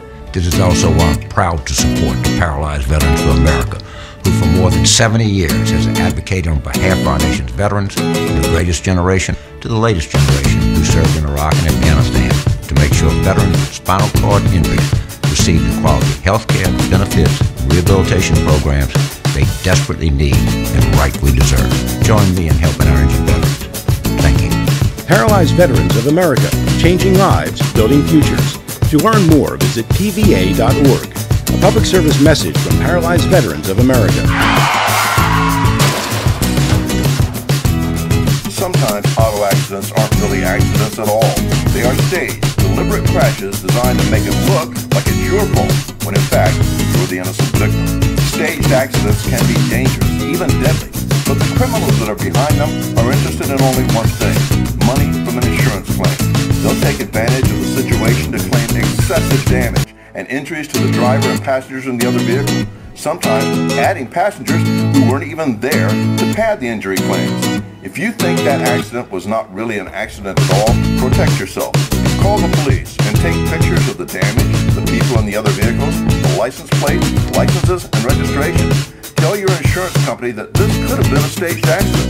And whenever you suspect fraud, call us at 1-800-TEL-NICB. That's 1-800-TEL-NICB. A public service message from the National Insurance Crime Bureau. This is Mike Linscott, the voice of your Rancho Cucamonga Quakes baseball team, proud affiliate of the Los Angeles Dodgers. Thanks for listening to Fox Sports, home of the Rancho Cucamonga Quakes. We are Fox Sports!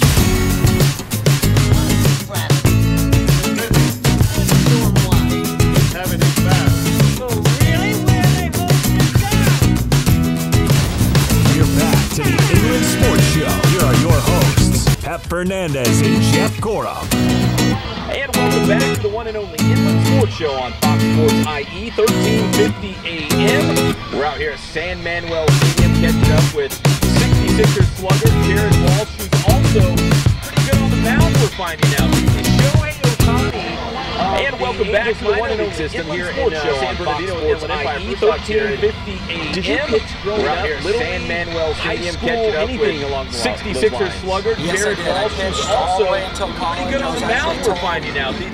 Basically every other team but the Angels that if they were going to draft me was going to be as a pitcher, and then I was very fortunate to get drafted by the Angels. Did you pitch growing up, little league, high school, anything along those lines? Yes, I did. I pitched all the way until college. I was actually told by basically every other team but the Angels that if they were going to draft me, it was going to be as a pitcher, and then I was very fortunate to get drafted by the Angels as a position player because I love to hit, so here I am.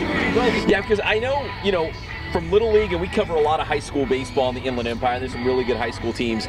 Usually the best players can do both. I mean, the guy, he'll pitch, and then the next day he'll play shortstop and hit cleanup. I feel like you're one of those guys. You could do both if they called upon you. Yeah, I don't want to. Pitching's by no means easy, so I know the guys in the bullpen bust their butt every day. Same with the starters. I just like playing baseball, so you know, if they want to let me get up there on the mound, then I want to have a good time and try to throw the ball over the plate and see what happens. But anything that I can do on a baseball field, I'm really going to have fun with. Well, Jared, let me ask you this: coming out of high school, what do you think was your strength? Was it on the mound or at the plate? Pitching, no question. Pitching. And last time I took a peek at the 66er stats, you were the team leader in home runs, RBI. I mean, and they put you on the mound for a couple, what was it, an inning against Rancho Cucamonga? Was it 1 inning? Yeah. Do you feel like you want more opportunities on the mound? Yeah, sure. If I could stay healthy, I would love that. But I know we got a lot of good arms in the bullpen right now, actually messing with me behind the camera. So, yeah. You gotta love your teammates, yeah, right? Yeah, love the teammates. Yeah, very serious guys. Of course. We're talking with Jared Walsh here on the Inland Sports Show, Fox Sports IE 1350 AM. So, Jared, you're a home run hitter, you're an RBI guy, you've got a little bit of opportunity on the mound. Would you like to see those more? Would you welcome that? I mean, I don't know if, you know, you get to the clubhouse each day and the coach says, hey, you know what, there's a chance we're going to bring you out to the hill tonight. I mean, do they even give you a warning on something like this? No, they don't really give me a warning. We never really sit down and have any sort of talks about who's going to be the pitcher if we run out of arms or anything like that. It's just always me. So that's the role I'm willing to take. I love hitting. I love pitching. So wherever they want to put me, I'm happy to do. So obviously Shohei Ohtani's getting a lot of love at the big league level, and he's off to a fantastic start with the Halos. Do you think maybe there's some Angels brass front office people saying, you know what, the Shohei Ohtani experiment, it's working out. I wonder if there's some guys in our system that could pull off the same thing, and then bingo, Jared Walsh's name pops up. Maybe. I think they're crazy if they're comparing me to Ohtani. I'm not 100 miles an hour with one of the best sliders in the game. But yeah, if they want to give me that opportunity, I'd love to do it. But I'm just going to enjoy playing first base and outfield for right now. Do you think once you got out of high school, the hitting caught up to the pitching? Because you said, you know, you probably felt like you were a stronger pitcher coming out of high school. The hitting really didn't catch up to the pitching, in my opinion, until I got to pro baseball and got to play every day. Because playing 140 games, get about 400 to 500 at-bats, that's when I really felt the improvement. So once I had time to work on my game as an offensive player, I think I got a lot better. So the other night when you were on the mound at Rancho Cucamonga, there was no warning? They just said, hey, Jared, would you like to go out there? Or, I mean, was it before the game, during the game? No. They basically, I was actually in the bathroom, and Brian Bedcourt, our hitting coach, came in and said, hey, grab your pitcher's glove, you're going into the game. And I was hitting third, so I ran down to the bullpen and threw. I didn't throw off the mound, I just threw with the catcher, and then ran up, hit into a fielder's choice, and didn't throw a pitch off the mound until I got on there to warm up. So I was a little rusty my first few pitches. I got into 2-0 count on the first batter, but then I kind of got locked in. Is it kind of like riding a bike? I hate to use that cliche, but once you got back on the rubber, you were like, you know what, this kind of feels like home. It's kind of like riding a bike, but it's pretty intimidating when you got pro baseball players that you know can hit a bullet up there trying to take you deep, so yeah. We're talking with Jared Walsh of the Inland Empire 66ers here on the Inland Sports Show on Fox Sports IE 1350 AM.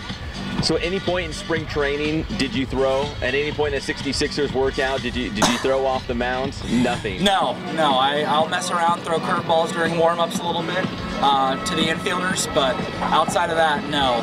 They never let me do anything off the mound in spring training, unfortunately. So I just show up here and try to throw the ball over the plate when I do pitch.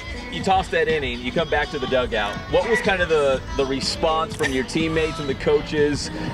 Well, I think some guys knew that I have pitched in the past, so I think they were a little surprised. The velocity was better than I think they expected. It was better than I expected. Yeah, did you surprise yourself? A little bit, yeah, a little bit. I figured I could hit a 90, or when I was in low A, I pitched, I hit a 91, so I figured I could do that, but I didn't anticipate it was going to be going as well. So we might need to get that gun checked, because it might be a little strong. I don't know. You know, if they continue to use you in spot situations here and there, and it goes well, would you welcome that? You know, to be a guy who will hit third or fourth in the lineup, but also, you know, if it's a close game, it's in the late innings, hey, you know what, Jared, we're going to send you to the mound. I mean, are you kidding me? Who wouldn't welcome that, you know? Getting to do both, absolutely. I mean, I need to be consistent as a hitter, I know that. But if they want to allow me to pitch, I'd love to do that. I think it's fun just to be a baseball player all around, play defense, play offense, pitch a little bit. Finally, Jared, just being in the Angels organization, we've seen a lot of guys come through, not only Inland Empire, not too long ago they were an affiliate of Rancho Cucamonga as well.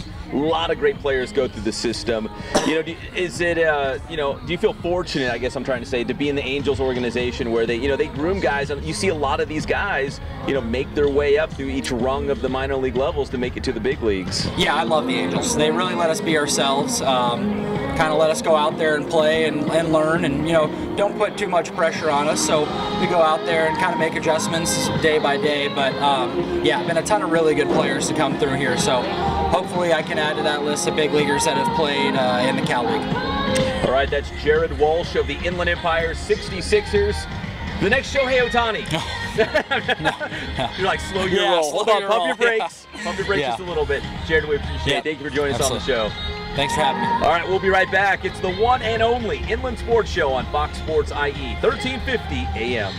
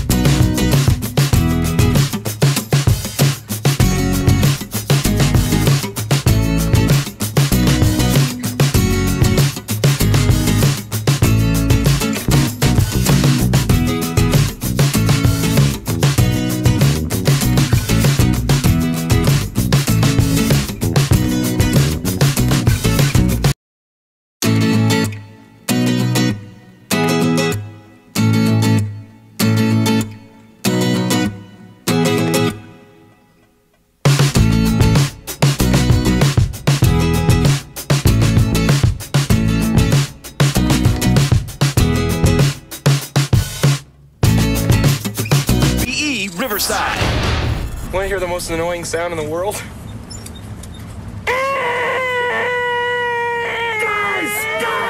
Guys! Fellas, you think we could listen to the radio or something? We're back to the Inland Sports Show. Here are your hosts, Pep Fernandez and Jeff Gorham. We are going to put a bow on this day, the Monday of all Mondays here on the Inland Sports Show. We're here every single day, Monday through Friday. I guess that's 5 out of 7 days, from 3 to 6 p.m. here on Fox Sports 1350 AM. I'm Jeff Gorham. Pep Fernandez will be back tomorrow. But before we go, we've got to thank our great sponsors, Spoiled, quick quality oil change. You'll be spoiled by their excellent customer service and great prices. Check them out off of Alessandro Boulevard. And Ken's Sporting Goods. They've been around for more than 40 years in the Inland Empire, taking care of all of your sporting gear needs. Cups, Letterman's jackets, balls, scorebooks, nets. They've got it. Check it out at kensportinggoods.com. And by Boost Performance Training. Athletes of all levels need to check out Boost Performance Training in Corona. Coach Ray Bass and his team bringing experience, passion, and commitment to grooming great athletes. Check out boosttrainingsystems.com. Remember, the first class is always free when you mention me, the Big Jeezy Jeff Gorham. Small group sessions only. They only have a max of 12 athletes, so you're going to get the most running for your buck. You're going to be faster, stronger, and tougher by going to Boost Performance Training. And finally, by Catalano Motors in Corona.